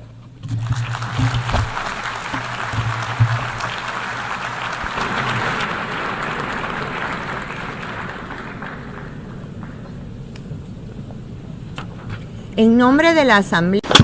On behalf of the Assembly, I wish to thank the King of the Hashemite Kingdom of Jordan. La Asamblea escuchará. The Assembly will now hear an address by the President of my country, the Republic of Guatemala, His Excellency, Mr. Cesar Bernardo Arevalo de Leon. I request protocol to escort His Excellency and invite him to address the Assembly, and this is a very special honor for me.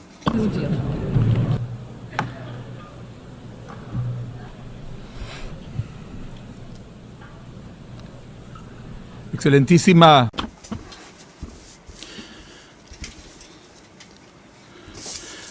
Your Excellency Carlos Rodriguez, Vice President of the 79th session of the General Assembly. His Excellency Antonio Guterres, Secretary General of the United Nations Organization, Excellencies, ladies and gentlemen, heads of state and government, honorable delegates, ladies and gentlemen. Uwashri Uwashuleu. The people of Guatemala greet the world. I greeted you in the language of the Quiché people, one of the ancestral and most influential communities of Guatemala. Their power and that of the various peoples of Guatemala is what sustains our government. It is the strength of our country.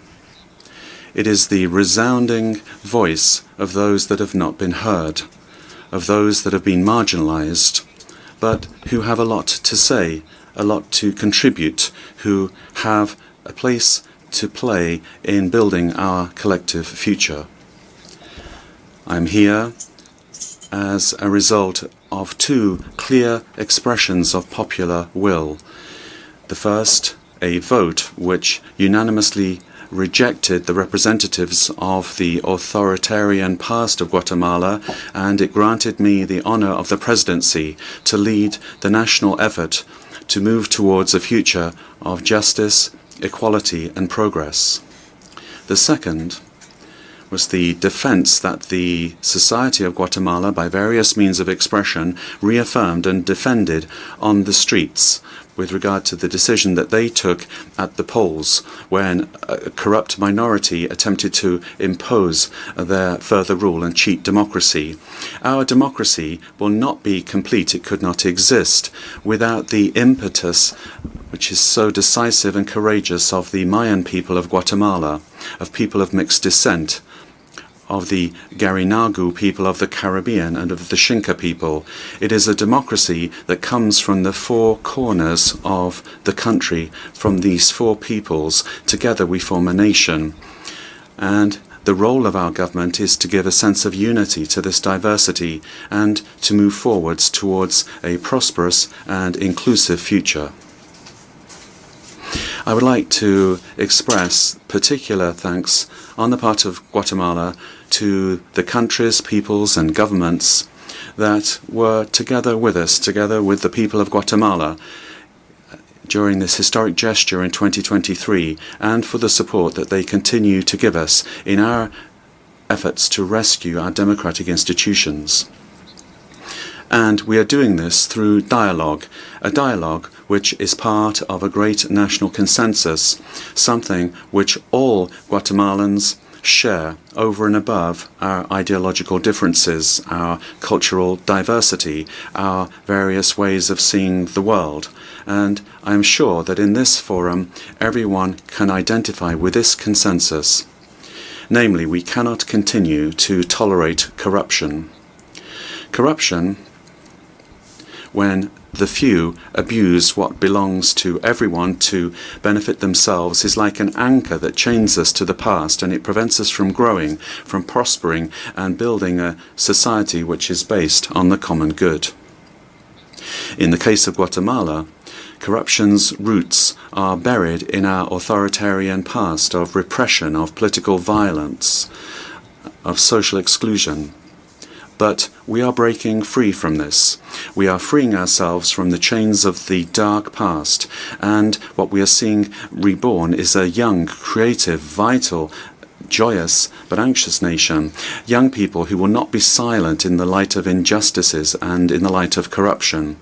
A diverse community that is building the future, a future where everyone has a seat at the table, where opportunities multiply, where cooperation and solidarity optimize talent, creativity and individual efforts, where parents are able to sleep peacefully knowing that health and educational opportunities for their children will be guaranteed, where work will be fairly remunerated, and where prosperity will not require immoral acts of corruption, where the earth, our earth, will be treated with gratitude and respect, and it will give us in exchange clean spaces for us to work, to live, to recreate ourselves, to grow. This is the future that we are building for Guatemala. And this future is not emerging in a vacuum. For us, we see it as coming from within, from our principles, from our own values, from our own cosmovision. Our government is made up of the diverse peoples of Guatemala, and these are the values and the vision of these four peoples. They are the instruments that we are using to navigate this ocean of transformation. In the same way, this very important forum, and so necessary for global coexistence and for the progress of all nations, must look inwards and return to its fundamental values and use them to navigate the complex reality that we are facing today as a planet. The time has come to rescue multilateralism, to revitalize dialogue for peace, and to take concrete actions in order to resolve the most urgent problems afflicting us. Let us begin at the beginning. War, this horror that motivated the opening of this global forum, has commanded once again our attention. It is becoming a permanent reality, but in the recent last 2 years has become desperate, an intensity that we did not expect. We cannot tolerate it. We cannot tolerate war. We cannot ignore international conflicts that affect the peace and security of us all. We must not abandon hope of a world without war, of a future of peace. Guatemala would like to reiterate its solidarity with countries that are suffering from armed conflicts and unjustified wars. We would call upon the members of this Assembly to redouble regional and international efforts so that we can find peaceful solutions to our disputes based on respect for international law and international humanitarian law and the fundamental principle of human dignity. We cannot accept any violation of the United Nations Charter or of the Security Council resolutions, by any member state of this organization. Not in Ukraine, not in Gaza, not in Sudan, and not in any other part of the world. Ladies and gentlemen, rescuing multilateralism as a fundamental principle for the international system is an urgent necessity. And for each and every one of the nations that make up this forum, it's an unavoidable commitment if we really and sincerely want a future of peace and progress. Only with substantial reforms can we resume the path that we set out on when this organization was founded in 1945. A multipolar world needs new focuses which will be adapted to emerging needs of nations. We support the reform of the Security Council. Once again, it should resume a collective approach that is pacifist and democratic in the way it acts. It's not acceptable that decisions are not adopted in favor of peace because of the right exercised by the few. I'm referring to the right of veto. And with that, avoiding decisions being taken that are hard-hitting against those states which repeatedly violate the charter of this organization. Let us recall to the members of the Security Council that it is their primary responsibility to maintain international peace and international security, and that in the performance of its functions it must proceed according to the purposes and principles of the United Nations. Madam Vice President, Guatemala contributes as part of our commitment to peace with 213 officials, military observers and military staff in 7 of the United Nations peacekeeping missions. And this is a contribution which fills us with pride.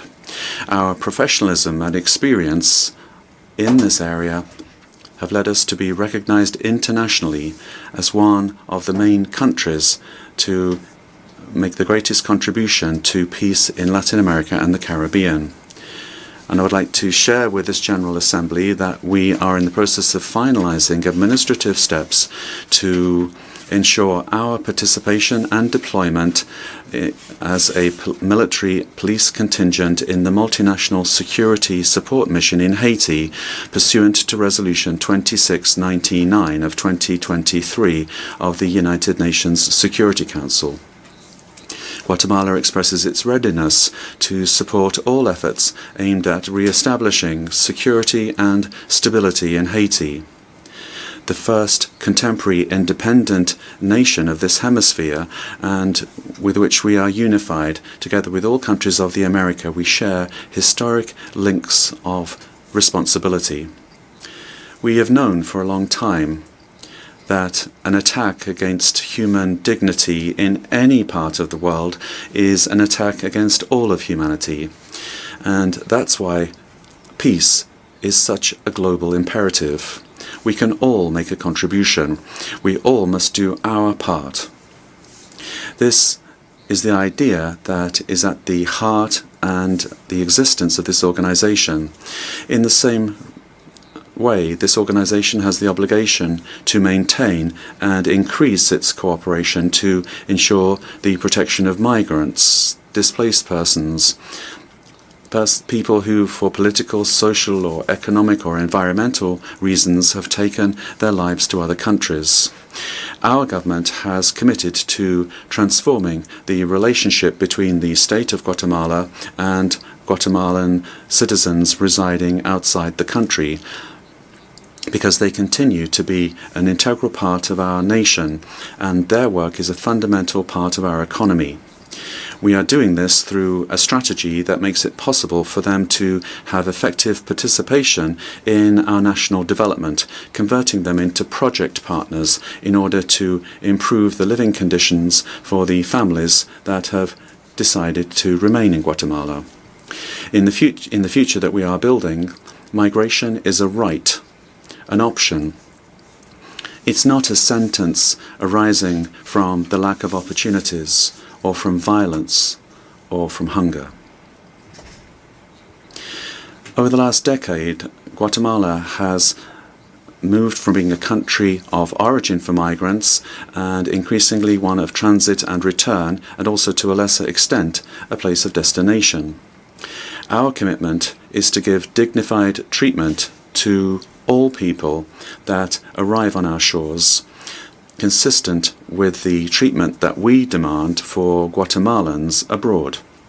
Our state is making substantial changes in the way that we protect and care for migrant persons. We have identified areas that need improvement and where we can offer greater opportunities in order to strengthen our management of migration flows, to ensure that it is orderly, regular and safe. It's my personal conviction, that of my government and of the broad majority of Guatemalans, that all migrants deserve to have the opportunity of a dignified life and to ensure that their fundamental rights are respected, irrespective of the causes that led them to migrate.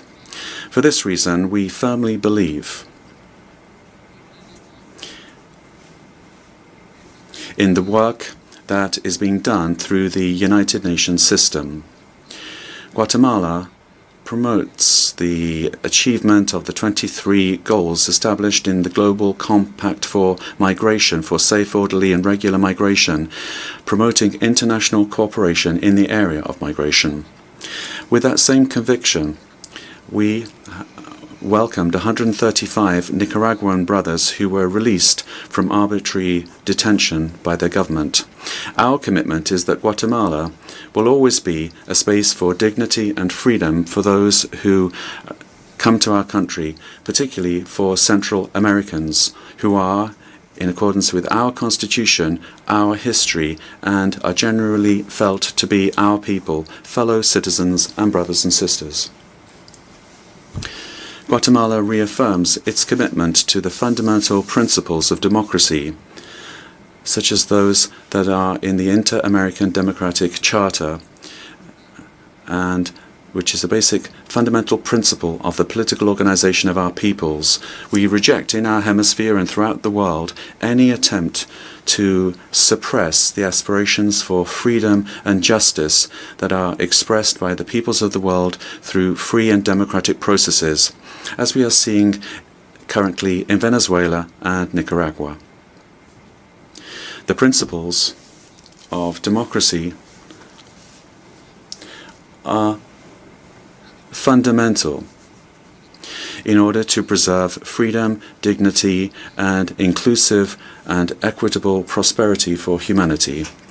Madam Vice President, before this General Assembly, I would like to reaffirm the commitment of Guatemala to permanently and in a lasting manner resolve before the International Court of Justice the insular and maritime and territorial dispute with the brotherly country and neighborly country of Belize. By opting for dialogue and the international legal mechanisms, we have demonstrated that peaceful means and respect for multilateral institutions are the most effective way to resolve disputes between countries. We are confident that this process will make it possible to bring about a just and lasting solution that respects the rights and dignity of both countries. This act is an act of faith, of our faith, in international law, and our commitment to lasting peace, not only for Guatemala and Belize, but also as an example for the region and for the world. Madam Vice President, the urgency of the challenge that we are facing suggests that we take concrete action and not just limit ourselves to rhetoric. It has been said very often that the time has now come to move from words to action. Conflicts and migration in Central America are fueled by what we consider to be the most pressing global challenge, namely the climate crisis. It is endangering our systems, our economy, our food chain, our survival itself. We are at a critical juncture for saving the current and future generations. Climate change is a devastating reality that is affecting humanity, which affects us today, but which will have disastrous consequences for the future. Guatemala, despite being a hugely diverse country, is extremely vulnerable to extreme climate events that cause natural disasters, flooding, landslides, fires, and an increase in temperatures that we have all been witness to this year. Our contribution to greenhouse gas emissions is minimal. Nevertheless, we, like few other countries, are suffering the onslaught of these extreme climate events. We are adapting ourselves to this reality and reducing the vulnerability of our country. In 2025, we will be presenting an update of our nationally determined contribution in fulfillment of the commitments established in the Paris Agreement. But we must recall here in this forum that the responsibility to address this crisis is a shared one. We have to act to resolve it, those that are suffering the onslaught of this crisis, but also those that have caused it. We issue an urgent call to the major powers to assume the leadership role that is theirs, as well as we appeal to the moral and financial responsibility with the nations,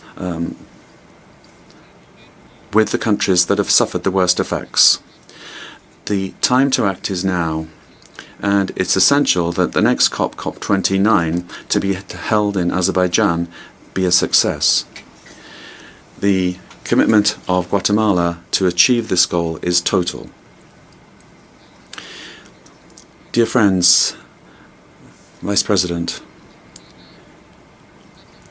Guatemala is changing, and this change implies a transformation of our relationship with the world. We are doing what we can to contribute to the goals of this organization, and this contribution is born of a commitment to the norms and values of global peace and security, but also it comes from a democratic mandate that we have been given. Our people have the conviction that democracy is a necessary condition for progress and for well-being. Guatemala has an authoritarian past, and that's a very recent past, a tragic past that many of you will be aware of. Nevertheless, expressing our vocation for the freedom of our people, and with significant assistance from the international community, we have taken a turn towards promoting and defending human rights, earnestly confronting our historic problems and debts, and assuming courageously the responsibility to resolve the current problems that we have. The recent visit of the High Commissioner Volker Turk and the immediate renewal of the presence of his office in Guatemala are a testimony of this commitment. Guatemala has renewed its commitment to achieving the Sustainable Development Goals, with the recent adoption of the Pact for the Future as part of the Summit of the Future. We are convinced that economic growth alone does not produce development. Cooperation, protection of the environment, social inclusion, respect for and the promotion of human dignity and security are indispensable preconditions for development. Guatemala is changing, and we are moving towards a future that is more equitable, where development and progress will reach every corner of the country, particularly the most abandoned sectors of the population, where everyone, irrespective of their origin, will have the possibility to build a dignified and full life. This is a natural aspiration of all peoples.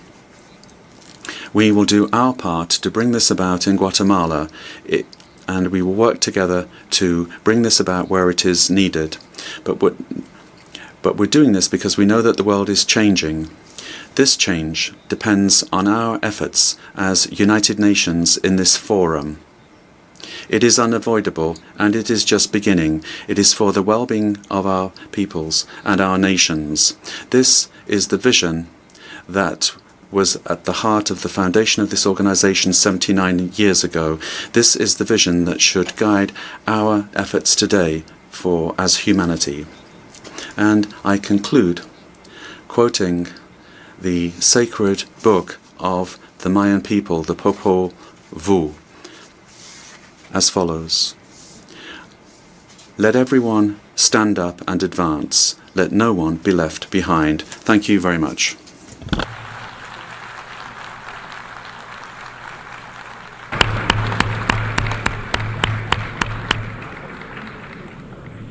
En nombre de On behalf of the Assembly, I wish to thank His Excellency President of the Republic of Guatemala. The Assembly will hear an address by Her Excellency Viola Amherd, President of the Swiss Confederation. I request protocol to escort Her Excellency and invite her to address the Assembly.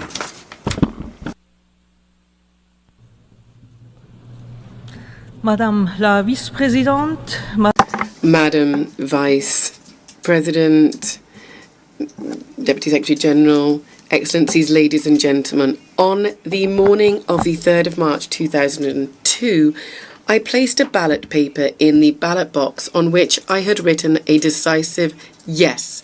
From early morning, figures and projections had already been displayed on TV screens, and yet it wasn't until the evening that the verdict was rendered. After a long and difficult struggle and a controversial election campaign, Switzerland was going to join the United Nations.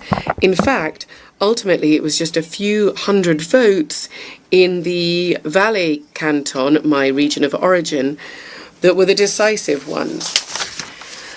The Swiss people thus expressed the resolve of our country to shoulder its responsibilities and to participate in international politics in a spirit of solidarity. That was more than 2 decades ago. Today, I'm speaking to you just a few days away from the Swiss presidency of the Security Council. The world has changed, but not our principles. Like numerous other countries, Switzerland is increasingly concerned by worsening tensions throughout the world and the emergence of new conflicts. Unfortunately, we increasingly see gross violations of human rights and a complete disdain for internationally recognized borders. Might risks trumping the rule of law, and the use of force has considerably increased. It is only by standing together that we can confront this trend, that the great writer Charles Ferdinand Ramuz described so well a century ago. I quote, "Misfortune never comes alone. They get married and have children." Great challenges face us. Wars, disasters, harm that we inflict upon our own planet, and risks and opportunities as well linked to technological progress. The UN, as the only universal organization, is absolutely central in tackling these issues. Taking the decision to work together better, irrespective of political regimes, economic structures, and cultural differences, is already a good start. The world should not divide itself up into blocks. That means that we should be ready to negotiate with all major regions of the world based on the principles that are in the interest of all, respected by all. International law must always be the basis of this. Excellencies, ladies and gentlemen, the quest for peace prevails over all else, and Switzerland is committed to this. Standing in solidarity, faithful to its tradition of good offices, and because giving up and inaction should never be an option, Switzerland this summer brought together about 100 countries and international organizations during the high-level Conference for Peace in Ukraine. Our aim was to give an initial push for a comprehensive, fair and lasting peace in Ukraine based on international law and the UN Charter. We would like to reiterate our invitation to the international community to spare no effort to support concrete measures and the joint communique. International law is the foundation underpinning our shared efforts for peace, security and prosperity in the world. The Geneva Conventions, whose 75th anniversary we are commemorating this year, govern the legal bases for war and thus the protection of civilians. Nonetheless, recent figures from the UN paint a bleak picture of the international community. Not only are people and civilian infrastructure insufficiently protected, but they are coming under repeated attack. We can see violations of international humanitarian law in Myanmar, in Ukraine, in the Middle East, and in Sudan.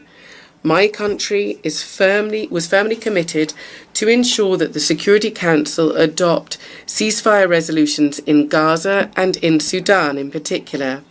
There is an urgent need for these resolutions to be implemented and upheld. By the same token, we strongly call for an immediate return for complete cessation of hostilities on both sides of the blue line. The heavy price paid by civilians in these crises and in these conflicts currently makes Switzerland even more resolved to continue to view international humanitarian law as a top priority. Respecting it is at the heart of our commitment within the Security Council. The protection of civilians is not a given, and it is no way guaranteed. We should grant it more importance in situations of conflict. The best way of protecting civilians is and will always be peace. Along these lines, my country is investing in promoting civilian and military peace. Whilst some peacekeeping missions have not always achieved the aim set out, day after day they nonetheless contribute to keeping people safe and to stability and to peace. We need to overcome disagreements when we are deciding upon new missions. Peace is too precious to become a playground where individual interests play out. Standing alongside numerous international partners, Switzerland is making its contribution to promoting peace and strengthening its commitment where possible. Over and beyond matters pertaining to peace and conflict, numerous other challenges are of concern. We urgently need to address these. For several years now, it has become increasingly clear that civilians must be protected not only during armed conflicts, but also during natural disasters. Climate change and biodiversity loss have an existential impact on a growing number of people. It is crucial that we also maintain our commitment in these areas and that we bolster them and take brave, courageous measures for the future. Numerous international agreements on the environment or on climate change have not been implemented or have been done so insufficiently. This has led to a massive destruction of our environment. I'm also concerned by the uptick in disinformation. This undermines freedom of opinion based on facts. Private and state actors are spreading false information in their own countries and in other countries in order to deepen polarization, sow discord, and destabilize states. Switzerland is firmly committed to freedom of expression and to freedom of the media. Disinformation is a poison.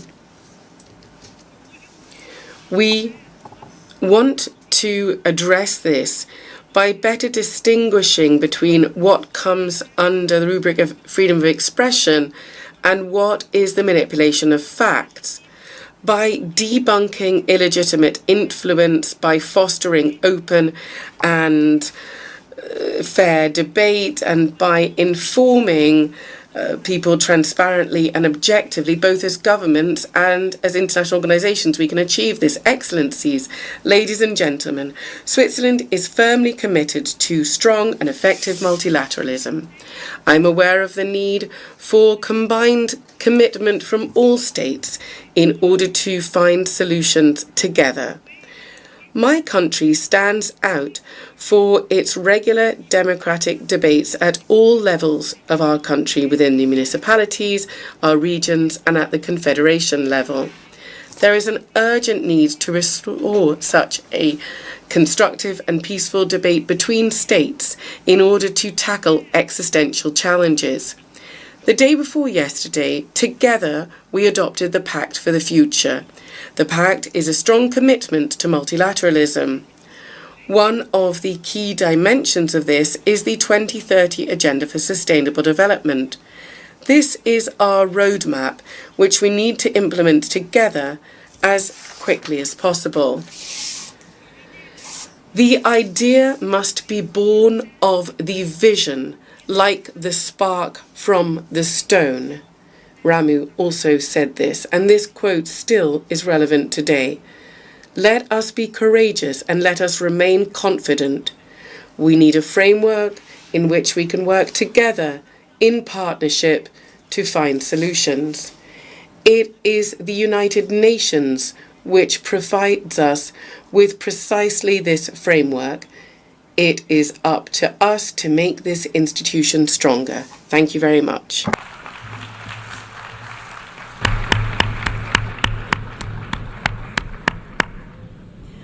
Au nom de l'Assemblée, on behalf of the Assembly, I wish to thank the President of the Swiss Confederation. The Assembly will hear an address by His Excellency Gustavo Petro Urrego, President of the Republic of Colombia. I request protocol to escort His Excellency and invite him to address the Assembly. My daughter, Antonella Penetro, has just sent me a paragraph, and she wanted me to begin my speech with that paragraph. So with your indulgence, I will read it. It is a paragraph written by a child of 15, 16 years old, and it reads as follows. Today I am proud to appear before you as the President of the Heart of the Earth. That is how our indigenous people on the Sierra Nevada defined my beautiful country. Geographically speaking, what they said is logical, and it's logical that we call ourselves the heart of the world. However, if we are the heart, we have to set an example of unity, total peace, and preservation, conservation of nature. If a heart works and beats, that's a great step forward. However, all other parts of the human body are important. If one fails, the rest will follow. As such, from the heart of the earth, we now invite all countries to have their conscience piqued, to stand up and leave aside the greed that is killing human beings and Mother Earth. We invite you all to take a step towards total peace. My daughter is in those paragraphs. Those are her orders. Please take heed.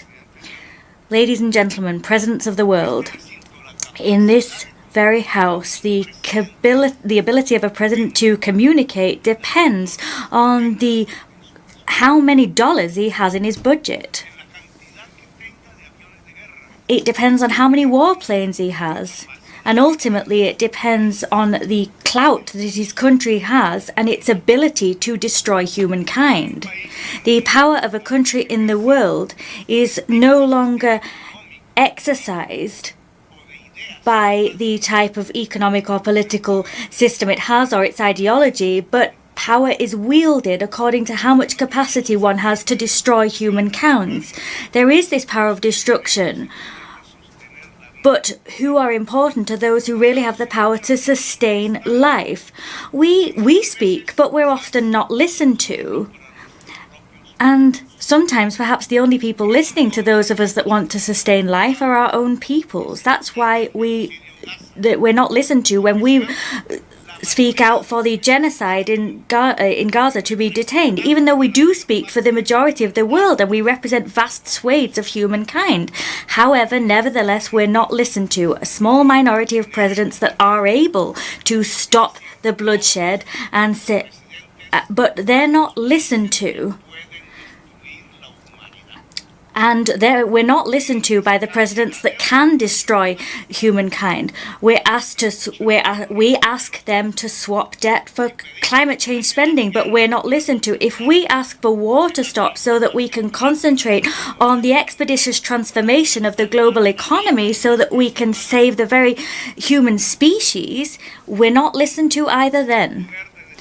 The power to destroy life is the power that allows voices to reverberate throughout the United Nations House, and it's that destructive power that gives convening power to representatives. The voice of nations is not heard when we ask humankind to unite to preserve existence. We speak here, but we're not listened to. However, perhaps we're not really speaking any longer to be listened to. We need to speak so that the peoples of the world are listening. That's now what we're interested in. In the last year, 11 million hectares on the Amazon jungle have been burned in only actually 1 month as a result of global warming and climate change. Scientists said that if we were to burn the Amazon rainforest, we would reach a point of no return in climate terms, where human decisions to halt the collapse of the climate would now have no effect whatsoever. Well, the Amazon rainforest is burning. Bells are already tolling for the whole planet. Bells are tolling for you, for us, for humankind and life. That was said by Ernest Hemingway, "The bell tolls for thee." Bells are not only tolling for you, but for all of life. The end has begun. A year ago, I called for a conference for peace on Palestine at this very rostrum. But the first bomb yet had not been dropped. Now, 20,000 boys and girls have been killed under the bombs. And the presidents of the countries of human destruction are laughing in these very corridors with the help of mass media that today are the owners of major capital. They are reordering a world, and they're creating a world without democracy and without freedom. The democratic project of humankind is dying along with life, while at the same time, racists, supremacists, those who stupidly believe that the Aryan race is the superior race are getting ready to dominate the world, brandishing the threat of bombs and terror over human beings. The control of humankind on the very foundations of barbarism is being built. And that is being played out in Gaza, Lebanon. When Gaza dies, humanity will die, the whole of humanity. The people of God was not the people of Israel, it would seem. It is not the people of the USA. Rather, the people of God is humankind as one. The children of Gaza, they were humankind, the chosen people of God. They are killing God's chosen people, the children of our very humankind. There is one reason for this contemporary Armageddon. In the senselessness of governments that applaud genocides, governments that don't act to change economies and decarbonize them. There is a logic behind all of this. It's not politics or this atrium where all presidents speak. That logic, that rationale lies outside, and it's called social inequality. Oxfam says that the richest 1% of humankind has more wealth than 95% of all humankind combined. It is in that level of inequality where the best of our history lies. That is where the logic of mass destruction lies. Destruction that's been unleashed by climate change, the logic of bombs. Netanyahu, as a criminal, is letting those bombs raise down on Gaza. Netanyahu is a hero for the richest 1% of humankind because he's able to demonstrate that people can destroy themselves with bombs.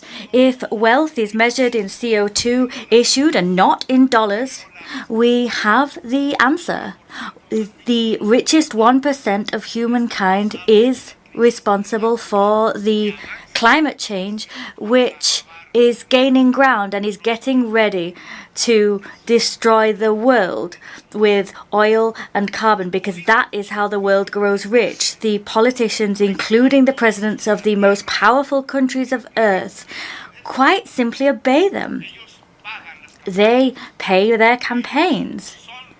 They are the owners of the means of communication, the global media. They are those who conceal the truth of science.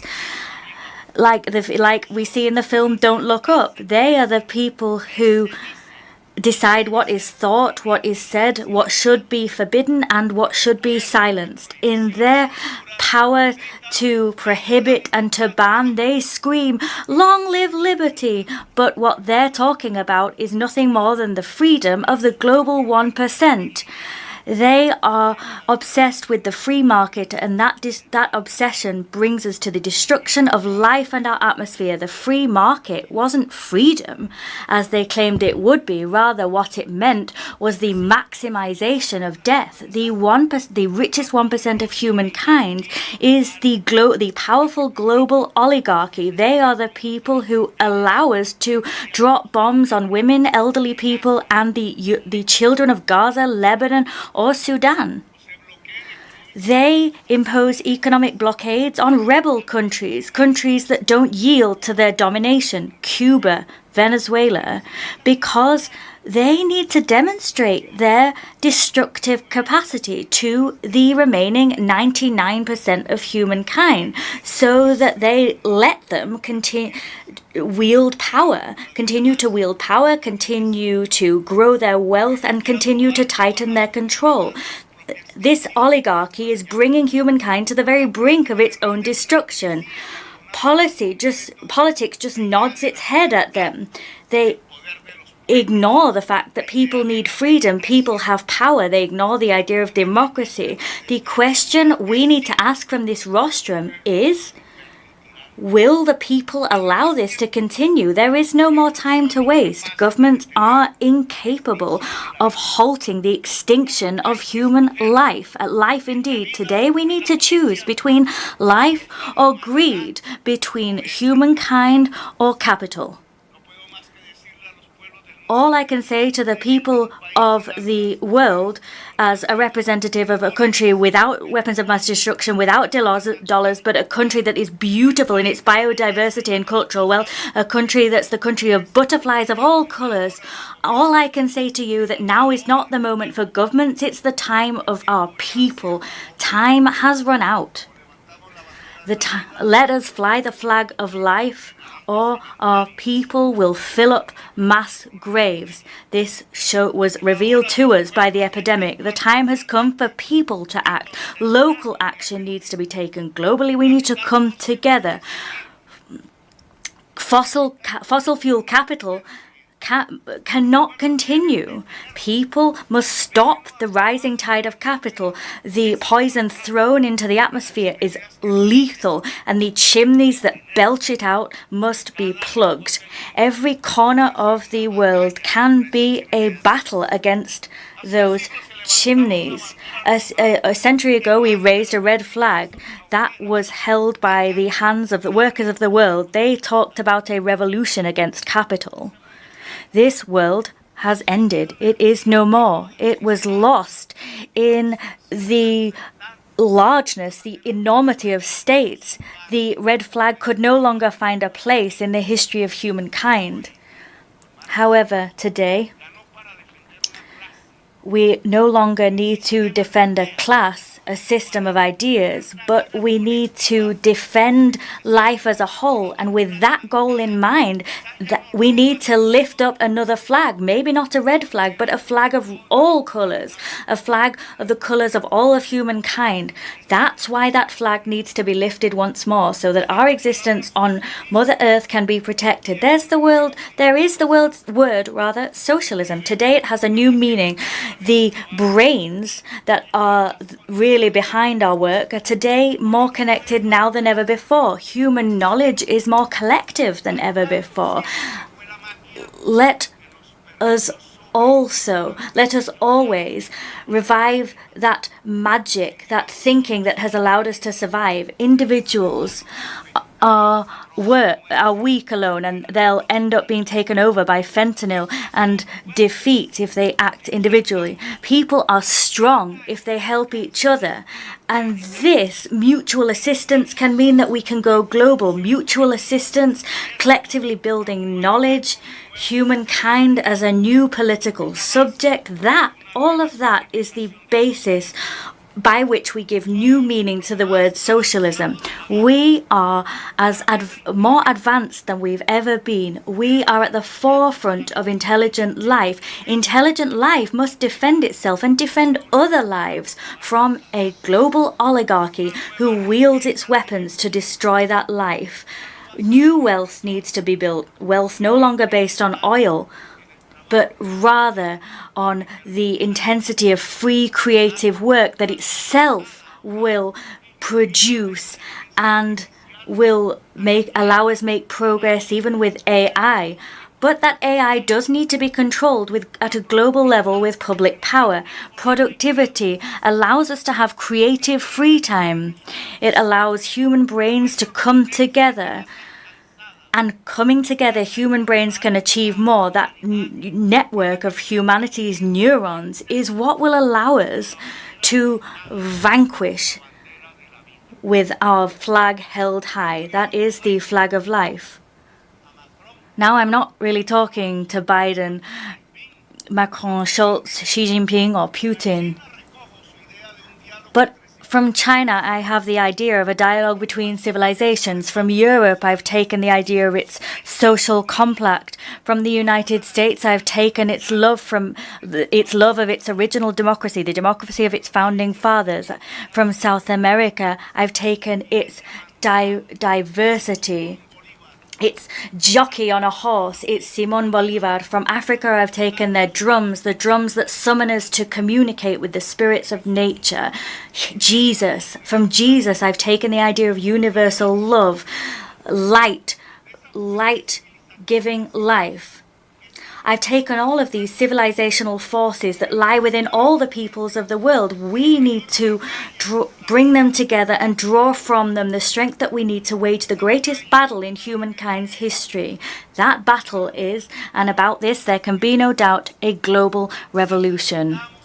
We need to build the largest army ever seen, with spaces for warriors for life, men and women. This global army for life will not have weapons from the global oligarchy. It will not have nuclear weapons. It will not compete for weapons. Neither will it have the full coffers and vaults of banks. Neither will it have the power to destroy children in the genocides waged by oligarchies, but it will have the greatest power of us all. That is the power of a humankind that is united and will not allow its very existence to be torn from it. There is only one.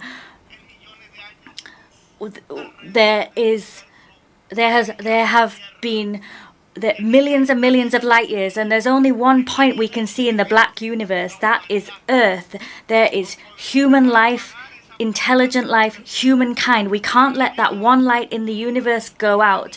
Without life, all we'll have is inert darkness. And that inert darkness is what fills the hearts and soul of the global oligarchy and its idols. It is now up to humankind to wage a battle. The time has come for the people. If the governments were not able, as has been made patently clear here, to work, and they decided to drop bombs, wage senseless wars, kill boys and girls, play games of power, well, if that's what they chose to do, now what we need to do is solve humankind's problem by putting them in the very hands of the people themselves, the simple, noble people of humankind. Instead of speaking to governing officials that heed nothing that we say, let us speak to ourselves as people. Let us address people so that together we can work to demonstrate that there is another democratic power, that there is the power that humankind has, and that power can spark a new conscience to itself, produce new governments and new leaders.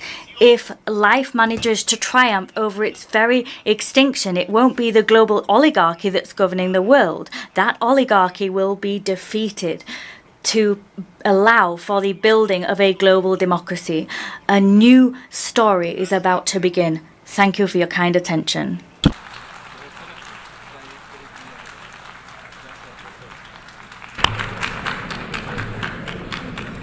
I thank, on behalf of the General Assembly, the President of the Republic of Colombia.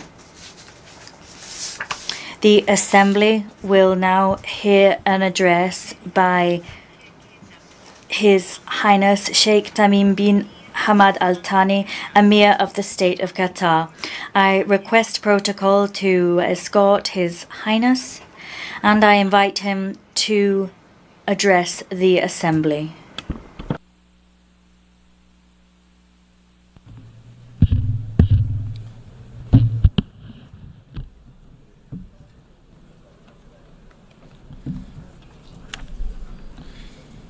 Bismillah ar-Rahman ar-Rahim. In the name of God, the merciful, the compassionate. Excellencies, may the peace, mercy, and blessings of God be upon you. At the outset, I would like to congratulate His Excellency Mr. Philemon Young on assuming the presidency of the 79th session of the General Assembly, wishing him every success in his tasks. I express appreciation to His Excellency Mr. Dennis Francis for his efforts during his presidency of the previous session, and we commend the prominent role played by His Excellency Mr. Antonio Guterres, Secretary General of the United Nations, in strengthening its role and achieving its lofty goals. Mr. President, the blatant aggression that befalls the Palestinian people in the Gaza Strip today is the most barbaric, heinous, and extensive aggression violating human values, international conventions, and norms. This is not a war within the international relations well-known and common concept of war, but rather it is a crime of genocide by means of the most sophisticated weapons against the people besieged in a detention camp where there is no escape from the barrage of aerial bombing.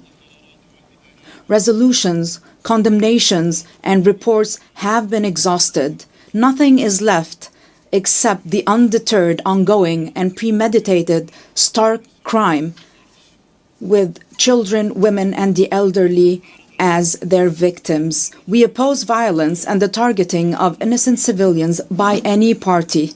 But after a year of this war, and with all that has taken place and that continues to take place, It is no longer tenable to talk about Israel's right to defend itself in this context without being complicit in justifying the crime. It is no longer plausible for any official to claim that they do not know. The facts are well known, and reports issued by international organizations about the bombing of schools and hospitals, weaponizing access to food and medicine, in addition to the published and publicly uttered intentions of Israeli leaders. Therefore, the failure to intervene to stop the aggression is a major scandal. Ladies and gentlemen, every year I stand on this podium and I begin by talking about the Palestinian cause, the absence of justice, the perils of believing that it can be neglected, and the illusions of making peace without a just solution to the Palestinian cause. I have done so every year at a time when the Palestinian cause has become absent from the speeches of major powers' representatives in our world. There are those who are tempted by the possibility of marginalizing this issue to get rid of its burden or seeing it vanished without resolving it. But the Palestinian cause is resistant to marginalization because it is an issue of indigenous people on their own land, a people who are subjected to a settler colonial occupation. This occupation has taken the form of an apartheid system in the 21st century. Can this be overlooked? The Palestinian cause will remain in place, except in two cases, either the end of the occupation or the disappearance of the Palestinian people. It seems there are those in Israel who entertain wishful thinking to eliminate the Palestinian people. The ongoing Israeli aggression for nearly a year is nothing but a result of the absence of a sincere political will, a deliberate international failure to resolve the Palestinian issue with a just solution, and insistence of the occupying Israeli authorities to impose a fait accompli on the Palestinians and the world with all types of force. The ongoing brutal war has fired the coup de grace at international legitimacy and inflicted serious damage on the credibility of the post-World War II concepts on which the international community was founded. As if the dire consequences of this approach, which are visible before our very eyes, are not enough to prove that ignoring a just solution is conducive to disaster, we discover to our disbelief that some are still trying to find innovative measures to run Gaza after the war, with or without an authority, only on the basis of security considerations. And what is meant, of course, is the security of the occupation, not the security of those languishing under the occupation. It is the same mindset that led from one disaster to another. It is the approach that wants to tailor the entire region to fit Israel, while looking for circumventions to avoid ending the occupation and work on imposing the rule of one people over another by force. Is it reasonable that even after this disaster, the major countries with the ability to influence the course of events are unable to reach a conclusion of the necessity to stop the war and pivot towards a just solution immediately instead of innovatively working on formulations to evade it? The end of the occupation and the Palestinian people exercising their right to self-determination is neither a favor nor a gift from anyone. Unfortunately, the Security Council has failed to implement its ceasefire resolution in the Gaza Strip and to refrain from granting the State of Palestine full membership status in the United Nations, despite the fact that the General Assembly adopted a resolution last May supporting Palestine's request for UN membership. The State of Palestine's full UN membership neither establishes its sovereignty nor ends the occupation, but at least it sends a message to the far-right government involved in challenging international legitimacy that force does not eliminate rights. Talking about such a step harming the peace process is simply eyewash, because there is no Israeli partner for peace during the current government's tenure. No peace process is taking place, but rather there's a genocide. In this regard, we highly value the position of countries that recognize the state of Palestine based on 1967 borders. The continuation of the humanitarian tragedy of the brotherly Palestinian people for more than 7.5 decades, this is a shameful stain on the conscience of the international community and its institutions. There is no point in talking about security, peace, and stability in the Middle East region and across the world if not backed by concrete steps leading to an immediate ceasefire and an end to the Israeli occupation of all Arab territories. Ladies and gentlemen, it is no secret that we are facing a humanitarian catastrophe in Gaza and other Palestinian territories, which are subjected to coordinated attacks by the occupation army and settlers in an attempt to enforce plans to expand settlements, annex the West Bank, and Judaize Jerusalem. The international community bears the responsibility for the consequences of what is happening to the brotherly Palestinian people. The Palestinian people are subjected to unfolding genocidal war that has resulted so far in the death of more than 41,000 martyrs, let alone the missing under the rubble, including 17,000 children, 11,000 women, 100,000 wounded, and thousands of disabled and millions of people forcibly displaced several times, in addition to the complete destruction of the infrastructure of hospitals, schools, and buildings, including mosques and churches. A whole society is being destroyed in the course of the genocide against segments of the Palestinian people.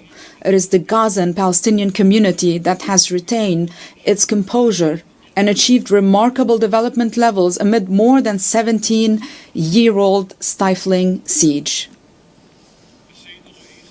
Mr. President, the state of Qatar has opted for undertaking mediation efforts in an endeavor to stop the aggression on Gaza and secure the release of prisoners and detainees.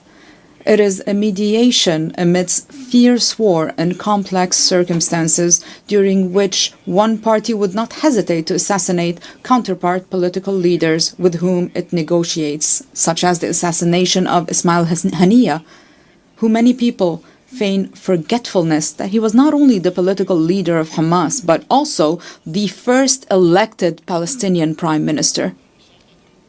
For us, mediation and humanitarian work are both a strategic political choice at the regional and international levels and a humanitarian duty before being a political one. We're not being boastful.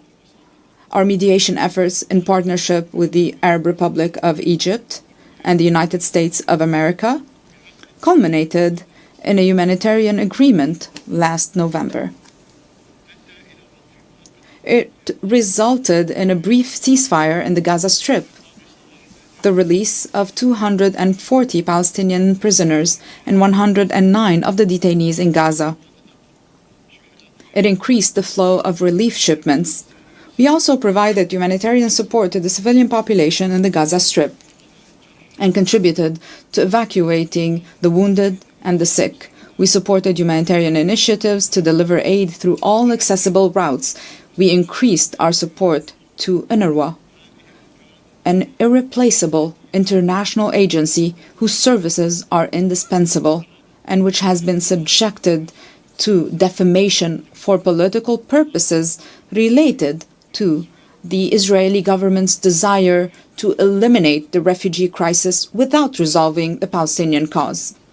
The state of Qatar will spare no effort to provide various forms of humanitarian assistance to the brotherly Palestinian people until this crisis is resolved.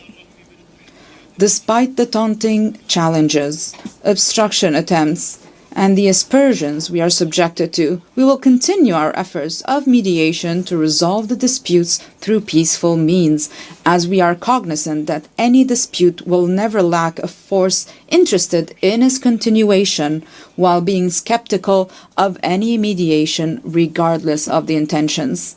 We will continue to make every effort with our partners until we reach a permanent ceasefire, secure the release of prisoners and detainees, take the path of a just solution in accordance with the resolutions of the international legitimacy and the Arab Peace Initiative, to enable the Palestinian people to obtain all their legitimate rights, foremost of which their independent state with East Jerusalem as its capital on the 1967 borders. The establishment of an independent Palestinian state within a just and permanent solution is in the interest of the Israeli and Palestinian peoples. We will not achieve this goal except with a serious partner who is aware of the importance of renouncing discord and ending the occupation and all forms of aggression, so that we can reach together the desired peace in the Middle East. Mr. President, apart from committing a major crime by rigging wireless communication devices and exploding them simultaneously across thousands of people with total disregard for their identity or location, Israel is currently waging a war on Lebanon, and no one knows to what extent this war could escalate. This is what we have repeatedly warned against if the brutal war on Gaza does not end.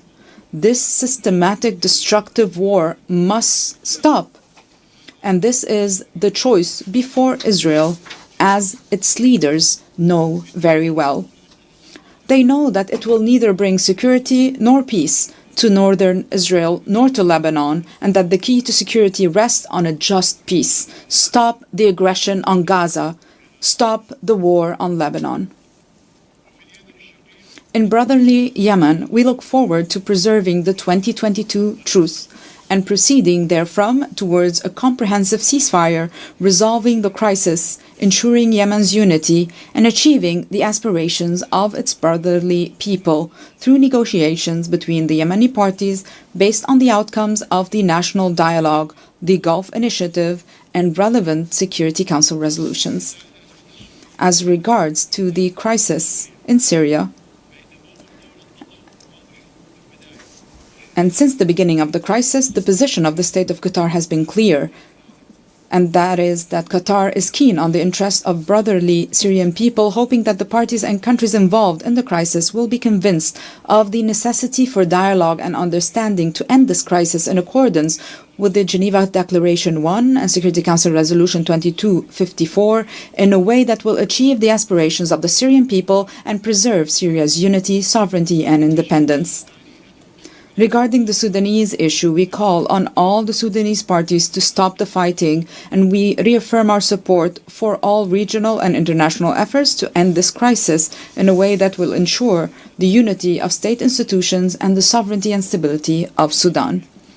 In Libya, we support the political trajectory and the implementation of Security Council resolutions, and we urge all parties to recourse to dialogue and overcome differences in order to complete the comprehensive national reconciliation, preserve the progress and gains achieved on the security, political, and economic tracks, and unify state institutions. Arab countries cannot achieve security and stability without the existence of firmly established states capable of legislating and enforcing the law, developing and implementing national policies. No state can firmly be established and be stable in the presence of armed factions that are not under its control. These are self-evident and unquestionable matters. Ladies and gentlemen, the war between Russia and Ukraine has caused great human suffering and left repercussions on Europe and the world. We reiterate our call on all parties to implement the provisions of the Charter of the United Nations and the rules of international law to seek to find a peaceful solution as the only possible solution. In this context, and based on our firm belief in the principle of peaceful settlement of disputes, we have made a tangible contribution over the past year as Qatari mediation led to prisoner swap between the United States and Venezuela. And dozens of Ukrainian children were reunited with their families after being separated by the war. Finally, we affirm that the State of Qatar will spare no effort in working with its international partners and the United Nations to firmly consolidate the pillars of peace, security, sustainable development, human rights, and the rule of law at all levels, and to address global challenges in order to achieve a better future for all. Thank you, and may the peace, mercy, and blessings of God be upon you.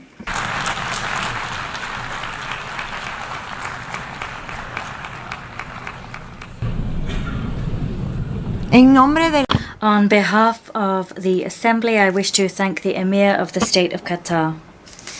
The Assembly will now hear an address by His Excellency Matamela Cyril Ramaphosa, President of the Republic of South Africa.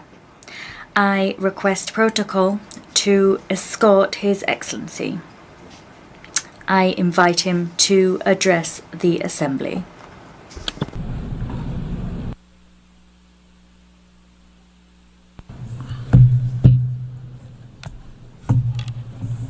Thank you, Your Excellency, the Chair of the Assembly. We take this opportunity to thank the United Nations Assembly to give us a chance to speak. 30 years ago, South Africa was born as a new nation, equal, united, and free from apartheid. We adopted a new constitution as the birth certificate of our new nation. Our first democratic elections brought the tyranny of apartheid to an end, a system that this General Assembly had declared to be a crime against humanity.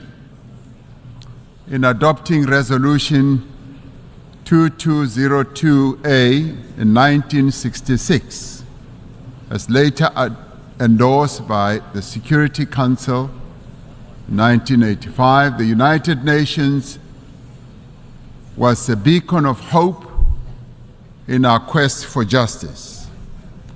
The great wave of solidarity of the peoples of the world, led by the United Nations, turned the tide against apartheid. Today, democracy flourishes in South Africa.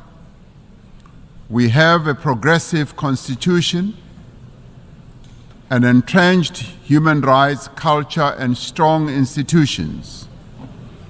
We have laws to advance equality and programs to protect society's most marginalized and vulnerable. We continue to transform our economy so that it is in a more competitive position to create jobs, to attract more investment, and that it should benefit all. South Africa is a party to global treaties on human rights, gender equality, children's rights, refugee protection, and environmental protection. A few days ago, South Africa also endorsed the pact that charts the course for a better future for global governance and towards the attainment of the Sustainable Development Goals. As signatory to the Paris Agreement, we are contributing our fair share towards the global effort and have a just energy transition plan to guide our carbon journey and climate resilient development. Through the African Union, we are working to advance Agenda 2063, we're involved in mediation and conflict resolution across our continent and actively contribute to peacekeeping missions. Our political culture has evolved and it continues to mature.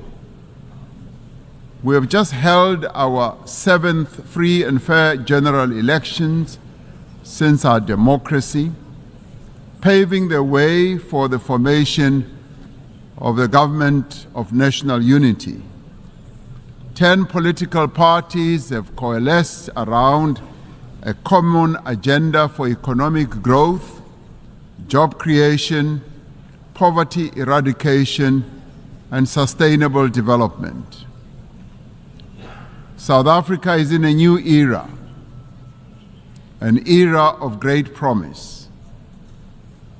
In what some have called our second miracle, South Africans of all races have rallied behind the Government of National Unity. We are making headway in resolving some of our most pressing challenges. Our economy has started to improve and investor confidence is on the rise. Our country's prospects look bright and we look to the future with great hope.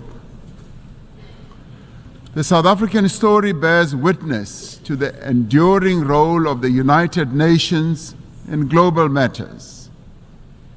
In supporting our struggle, the United Nations affirmed the principles of the UN Charter, the fundamental human rights, the dignity and worth of every person, and the equal rights of nations large and small. It affirmed the aspiration contained in the Universal Declaration of Rights that we should strive for a world free of barbarous acts that outrage the conscience of humankind. Genocide was declared to be a stain on the conscience of the world, and the world community took a stand against genocide.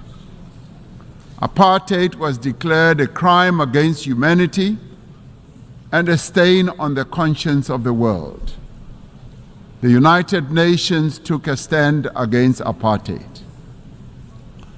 These were seen as crimes against humanity then, and they continue to be crimes against humanity now.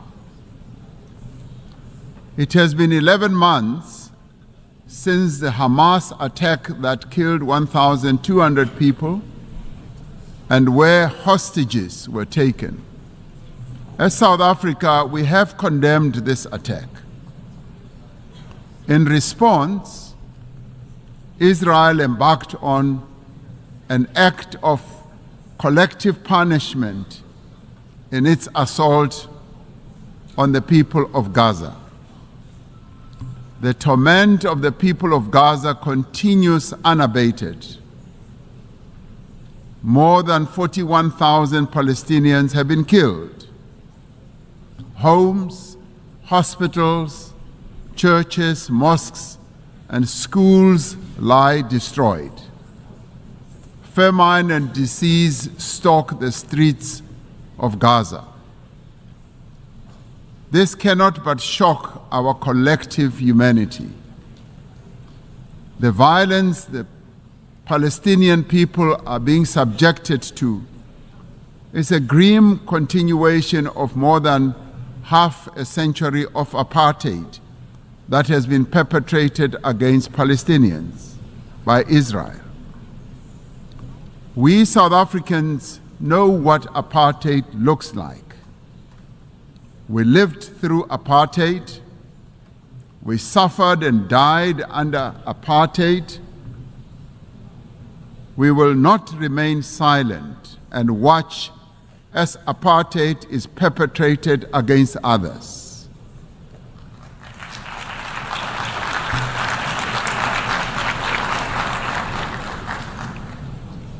through the United Nations and the instruments it wields.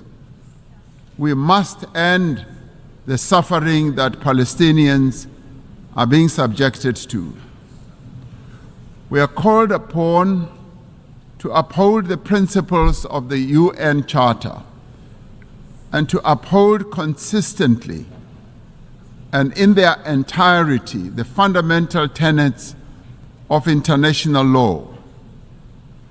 International law cannot be applied selectively. No one state is more equal than any other. In December last year, South Africa approached the International Court of Justice, seeking an order to prevent Israel from committing genocide against the people of Gaza. We did so in terms of our obligations as a state party to the Convention on the Prevention and Punishment of the Crime of Genocide. As South Africa, we welcome the support that a number of countries have given to the case that we have launched at the ICJ. The ICJ's orders make it clear that there is a plausible case of genocide against the people of Gaza. They further make it clear that states must also act to prevent genocide by Israel and to ensure that they are not themselves party to the violation of the Genocide Convention by aiding or assisting in the commission of genocide. We reiterate our call for an immediate ceasefire and for the release of all hostages. The only lasting solution is the establishment of a Palestinian state, a state that will exist side by side with Israel, with East Jerusalem as its capital. Our moral conscience further demands that we exert every effort to bring peace also to other countries, especially the eastern part of the Democratic Republic of the Congo, to Sudan, to Ukraine, and other parts of the African continent. We must realize the aspirations of the people of Western Sahara to self-determination. Achieving and maintaining peace and security requires the collective will of the community of nations gathered here. It requires that the UN Security Council should be a more representative body and inclusive. 78 years since its formation, the structure of the United Nations Security Council remains largely unchanged. Africa and its 1.4 billion people remain excluded from its key decision-making structures. This cannot continue. The Security Council has not fulfilled its mandate to maintain international peace and security. The UN Security Council must be reformed as a matter of agency.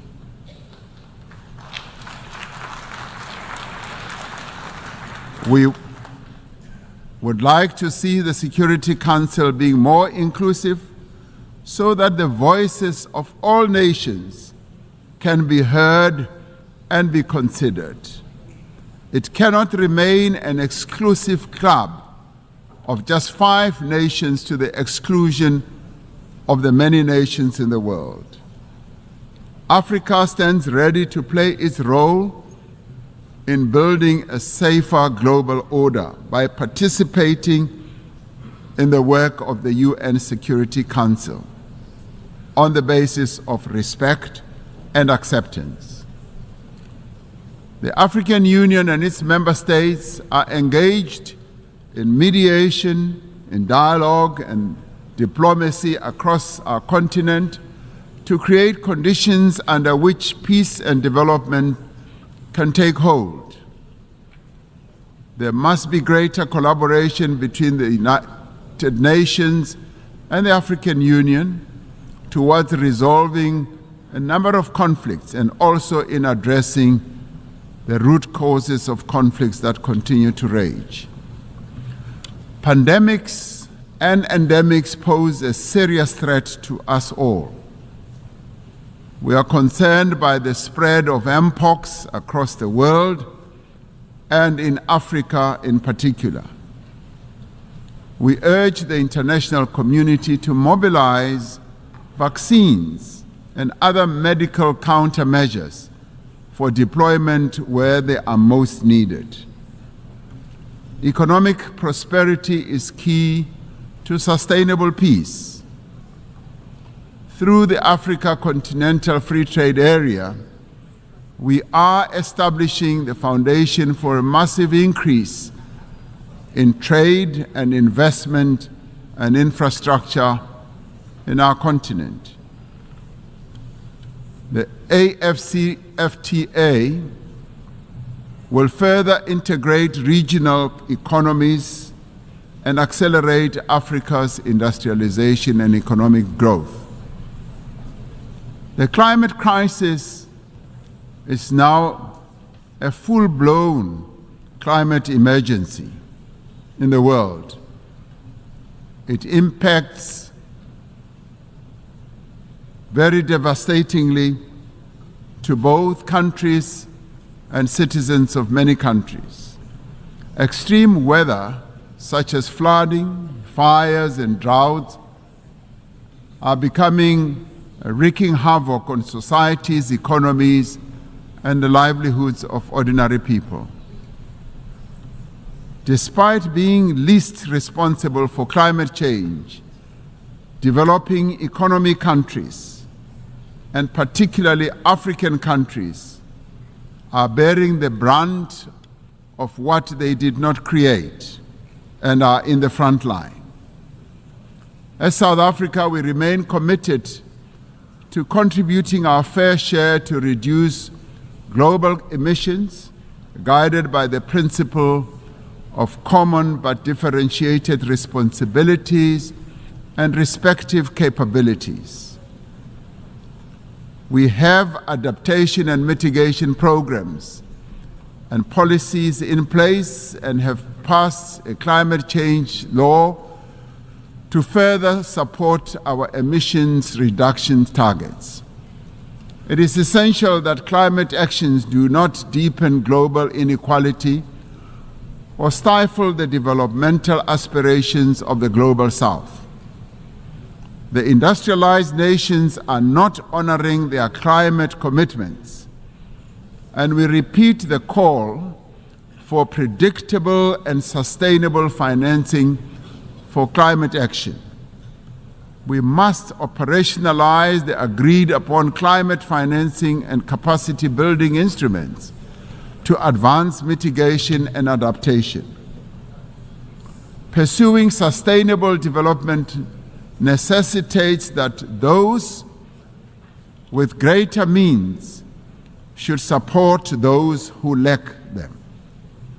The world faces annual financing gap of some $4 trillion to achieve sustainable development. We call on better resourced countries to scale up their levels of support to developing economy countries. Debt is the millstone around the neck of many developing economy countries, stifling their potential and development. Debt servicing is robbing a number of countries of much needed funds to support health, education, and social spending. South Africa endorses the United Nations Secretary General's call for the reform of the global financial architecture to enable developing economy countries to lift themselves out of the quicksand of debt. We must commit to systems for financing development that are more accessible, agile, and equitable. In 2025, South Africa will assume the presidency of the G20. We will use this important role to advocate for the peoples of Africa and all of the global South, for their development and advancement.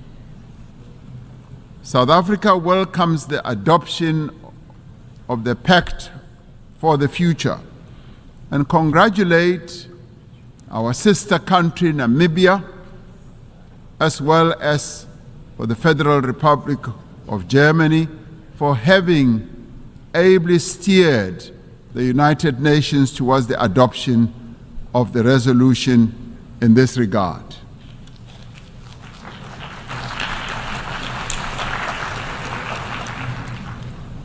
This Pact of the Future is a platform for us to focus on those actions we need to take together to build a world in which the equal worth of every person and the equal worth of every country is recognized and valued.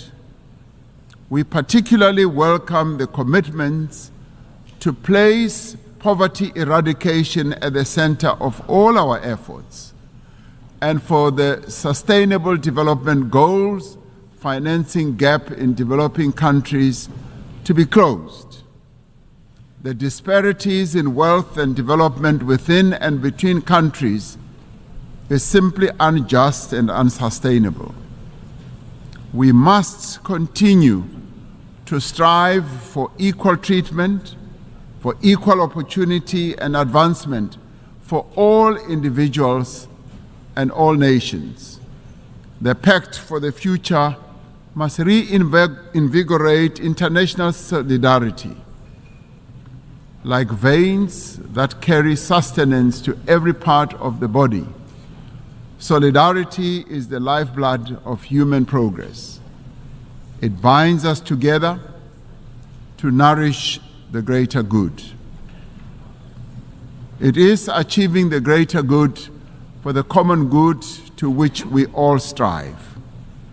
Through dialogue, through respect for the rule of law, through the advancement of human rights, through cooperation and solidarity, we can and we will be able to achieve a better world for all the peoples of the world.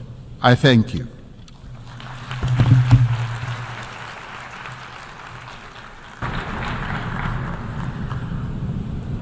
Agradezco. On behalf of the Assembly, I wish to thank the President of the Republic of South Africa. The Assembly will now hear an address by His Excellency Mohamed Muizu, President of the Republic of Maldives. I request protocol to escort His Excellency and invite him to address the Assembly.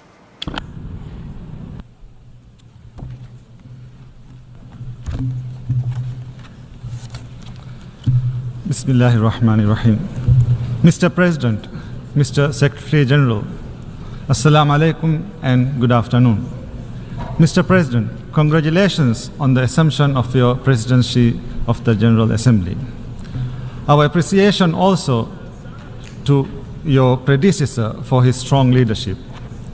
We extend our gratitude to the Secretary General for his tireless efforts in steering the Secretariat.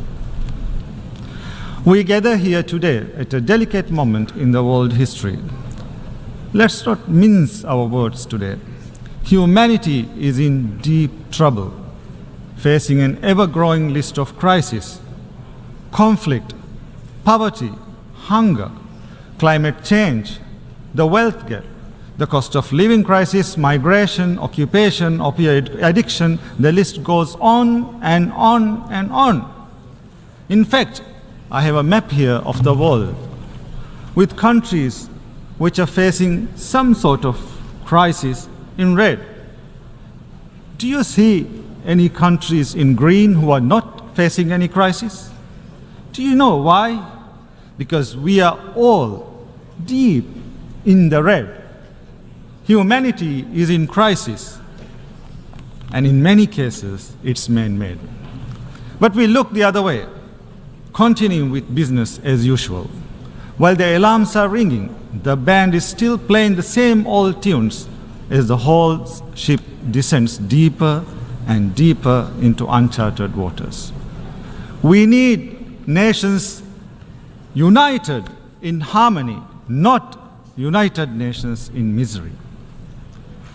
These are crucial times for the world, important years for my country. In 2040, the Maldives will celebrate 75 years regaining its independence. 75 years as a sovereign nation. As we look forward to that milestone in our nation's life, what we can hope to achieve? What do we wish to accomplish? And is the world ready to play its part? I took office as the President of Maldives last November, duty-bound by the aspirations of my people, the same aspirations I hold dear to my heart, not just for the present, but for the future too. Today, I'm here at the United Nations with a vision of where I want to take my country. By 2040, I wish to see the Maldives as a full-fledged developed nation. A nation that commands respect, is relevant, and one that embodies resilience. A society that is inclusive and just. A country that exemplifies sustainability and democratic governance. Destiny is not mere fate. It is a consequence of the many choices we make, the many decisions we take, and the many hours we work.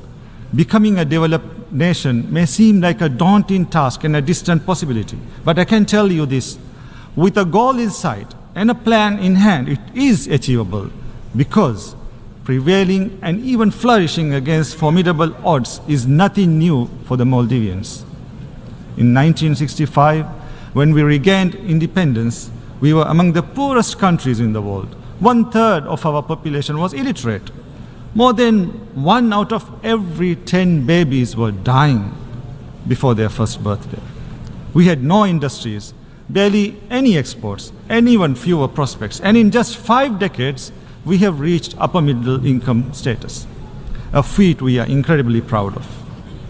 I believe the Maldives can become a developed country by investing in the country's productive capacity and increasing its productivity, by transforming our economy into one that is fully digitized and driven by artificial intelligence, and most importantly, by leveraging the natural beauty and marine resources of our country. Boosting productivity will be the key to economic transformation. This we will do by reforming and strengthening our institutions, increasing our state capacity, and leveraging the private sector. We will also identify and implement policies that support investments in key sectors, such as the digital economy. The Maldives has over 1,100 islands spread across 90,000 square kilometers. Enhancing digital connectivity is key to achieving inclusive development, mobilizing economic activity, and fostering a more diversified and resilient economy. We believe the future is intelligence-driven. This is why we are working towards a digital economy that can contribute up to 15% of our GDP by 2030. This can be achieved through investing in our ICT infrastructure. We are using and expanding artificial intelligence systems to deliver essential services such as healthcare, education, and social welfare. We are also delving into cutting-edge applications of 5G technology, using drones for medical supplies, delivery and implementing smart road systems, and using AI-enhanced technology for erosion detection and environmental monitoring. The transformation can be sustainable only if we transform our education and financial systems. We need to invest in digital literacy from a young age, to build a generation that can use artificial intelligence to enhance public service delivery, build new products, and successfully compete in the global digital economy. We need to bridge the digital divide within the country, including through improving data collection and utilization. We need to strengthen the regulatory frameworks, strengthening existing institutions, cultivating startup ecosystems, and providing the impetus for the future we envision. Becoming a developed country will also require fostering new industries. This is why we are also working on building a robust financial sector in the Maldives. With this in mind, in May this year, I set up the Development Bank of Maldives with a focus on improving and investing in economic diversification.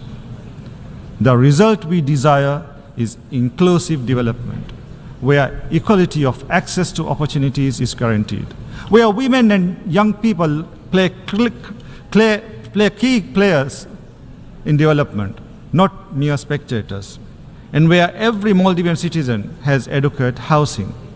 To support objectives, my government has launched $6.5 million loan facility. It's specifically for women entrepreneurs, of which 25% is allocated to those with disabilities. In the first phase, over 100 projects will be funded across 19 of the 20 atolls and Male, and across 21 business activities. I have also recently launched a Presidential Youth Advisory Board. This board will advise and inform me directly on the needs and views of young people. Inclusivity is at the heart of one of the most ambitious large-scale urban development projects in the country's history, Ras Male. This is my promise to the Maldivian people, a solution to alleviate the long-term housing crisis, an urban oasis where citizens can fully participate in all aspects of city life. Ras Male will utilize modular housing, leverage a state-of-the-art transportation system that is accessible to all. It will be developed as a climate-resilient and safe island. Tourism drives the Maldivian economy. My vision is to expand the tourism sector further. This means building complementary industries centered around innovation and creativity. This means more sustainable and construction practices emphasizing on green and sustainable tourism. We are also expanding our main international airport, our air connectivity, and the fleet of our national airline. These steps will support the expansion of the tourism sector and at the same time generate more revenue for the country. But tourism is also highly vulnerable to external shocks, conflicts, calamities, and causes beyond our control can and have had far-reaching critical implications in the past. We need the international system to anticipate and address these threats. Threats such as armed conflicts, terrorism, violent extremism, transnational organized crime, climate change, ocean degradation, crimes that transcend national borders. Part of addressing these threats is to safeguard and protect people's fundamental rights. In 2015, the world came together to endorse humanity's fundamental rights by committing to the Sustainable Development Goals, or SDGs. But 6 years to the SDGs deadline, we are only on track in less than a fifth of those targets. In June, this organization, the UN, issued a report saying the world is failing to deliver on Sustainable Development Goals. This week, we agreed on a pact for the future. But do we want this document, the pact, to go the same way as this one, the 2015 SDG commitments? I'm sorry, but we can't keep doing this. We can't keep meeting, talking, pledging, but not doing. We don't want these days to come back to haunt us. The days when we had a chance but not a will. We believe the best approach to protecting fundamental rights is to cultivate a culture of respect. This requires support.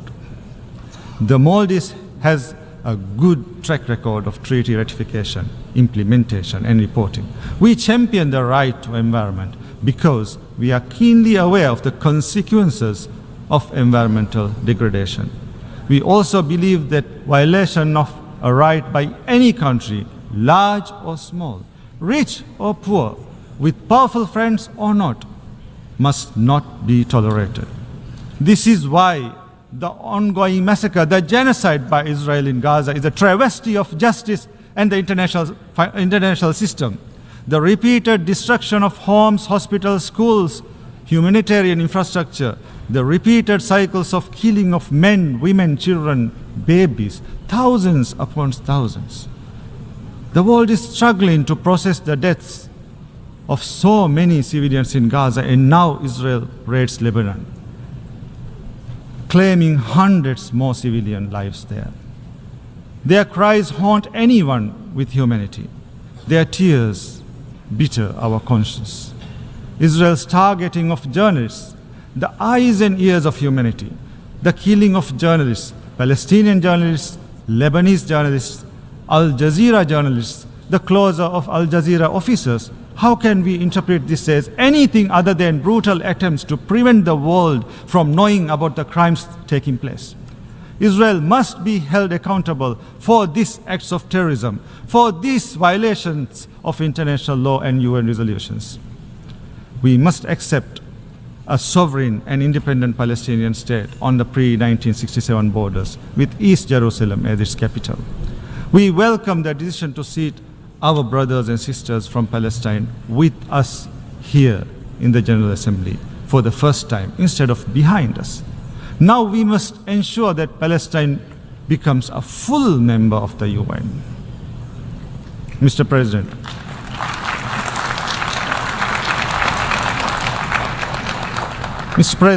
the Maldives is gearing up for an economic transformation that will change lives.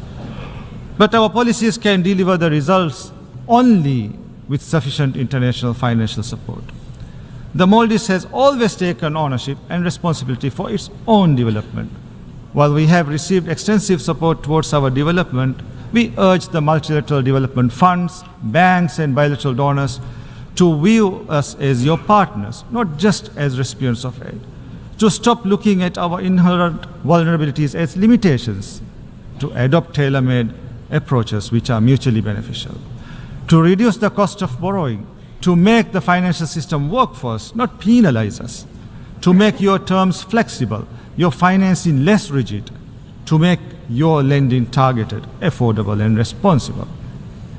Mr. President, climate change is the most serious threat to our world, the defining challenge of our generation. It's washing away decades of progress in mere minutes. It's diverting already depleted resources of long-term development to emergency relief and reconstruction, preventing countries from adapting to climate impact. And the vicious cycle continues. The Maldives has always walked the talk. We are investing in renewable energy. Our goal is to have 33% of the country's electricity demand from renewable energy sources by 2028. On behalf of the Maldivian people, I implore you, do your part, act now. We must face the climate emergency head on with science, determination, and resources. The rich and emitting countries need to meet the financial pledges already made, especially on adaptation, where the financing gap continues to widen. As we work towards COP29, we must ensure the new goal on climate finance matches the level of climate action required. This means the new goal must go beyond the $100 billion. It must include as a minimum loss and damage response, mitigation and adaptation as sub-goals. One of the biggest victims of the climate crisis is the ocean. The Maldivian people and their livelihoods are dependent on the health and wealth of the ocean. We need to step up efforts to sustainably use and manage our ocean resources, address plastic pollution, conserve biodiversity, and protect endangered species. This morning, I ratified the Global Ocean Treaty. We urge you all to do the same. We urge you to do your part to address climate change, overcome pollution, and reverse biodiversity loss. The transformation the Maldives seeks cannot be achieved without an enabling global environment. Small countries like mine need a multilateral system that champions us and delivers for us.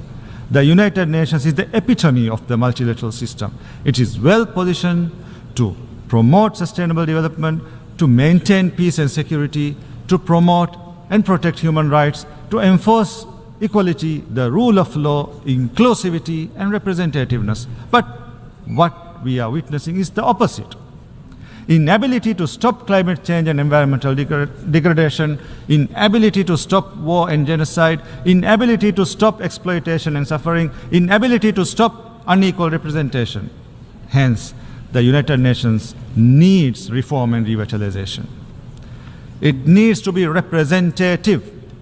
The Maldives cannot and will not watch and stand idle while the multilateral system fails, because our development, our advancement, and our survival is tethered to the world. That's why the Maldives is seeking to get elected to the Economic and Social Council for the 2027 to 2029 term. We count on your support.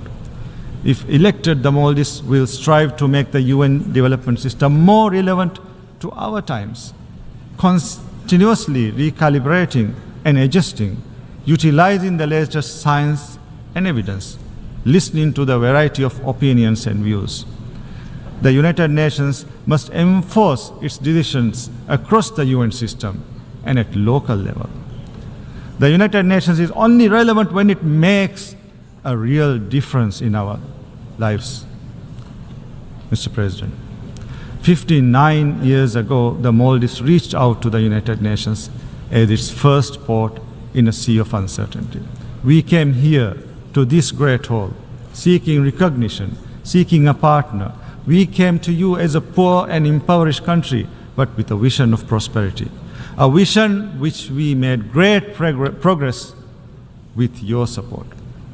Today, once again, we come to you aiming higher, to reach further, and to do better, with a vision to make the Maldives a developed nation by 2040. For I believe development is destiny, and our destiny beckons towards a brighter future for the present and future generations. I thank you.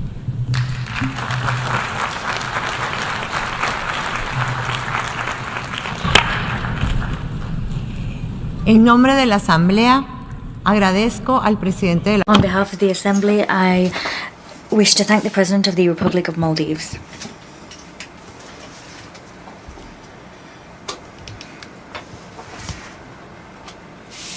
The Assembly will now hear an address by His Excellency Emomali Rahmon, President of the Republic of Tajikistan.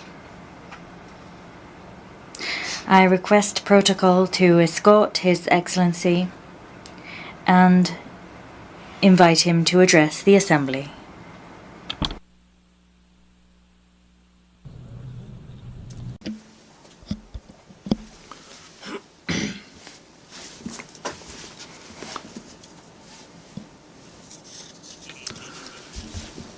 Honorable President, Excellency Secretary General, distinguished delegates, ladies and gentlemen, I at the onset extend my warm words of congratulation to His Excellency Mr. Philemon Yan on his election as the President of the 79th session of the United Nations General Assembly. My heartfelt thanks also go out to His Excellency Mr. Denis Francis in recognition of his fruitful engagement as the President of the 78th session of the United Nations General Assembly. Distinguished delegates, today the world is facing up to a turbulent and intricate situation. The controversial geopolitical process, rapid weaponization, escalation of the Cold War, armed conflicts, aftermath of climate change and other global jeopardies and threats will undoubtedly give rise to the long-term negative consequences. In this context, it is critical more than ever that we consolidate joint efforts of the international community to protect security, maintain stability, and ensure overall sustainable development. Obviously, we can bring lasting peace, build harmonious life of mankind and prosperity of countries primarily on the basis of mutual understanding and constructive cooperation.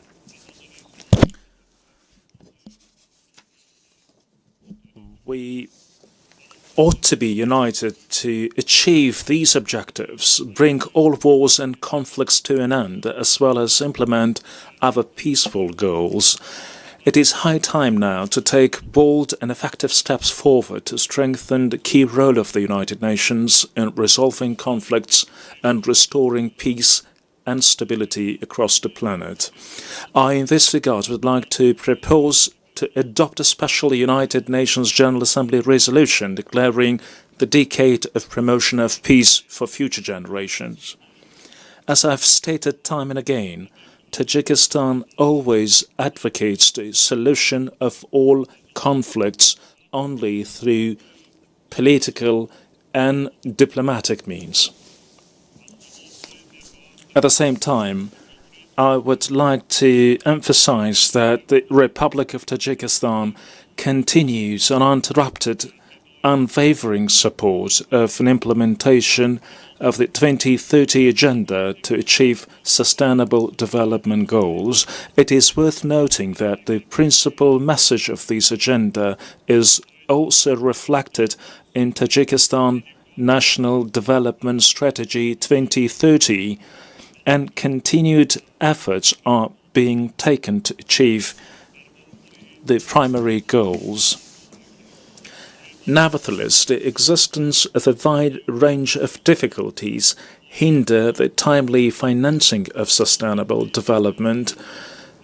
Challenges include security turmoil, economic and financial crisis, unprecedented warming due to climate change, and loss of biodiversity, as well as an outbreak of contagious diseases. In a political declaration recently adopted by the General Assembly, member states have admitted that achievement of the Sustainable Development Goals is in threat. According to the United Nations Secretary General's report, the international community will be able to achieve only 17% of Sustainable Development Goals by 2030. We are witnessing the setbacks in results achieved within the Sustainable Development Goals in many developing countries.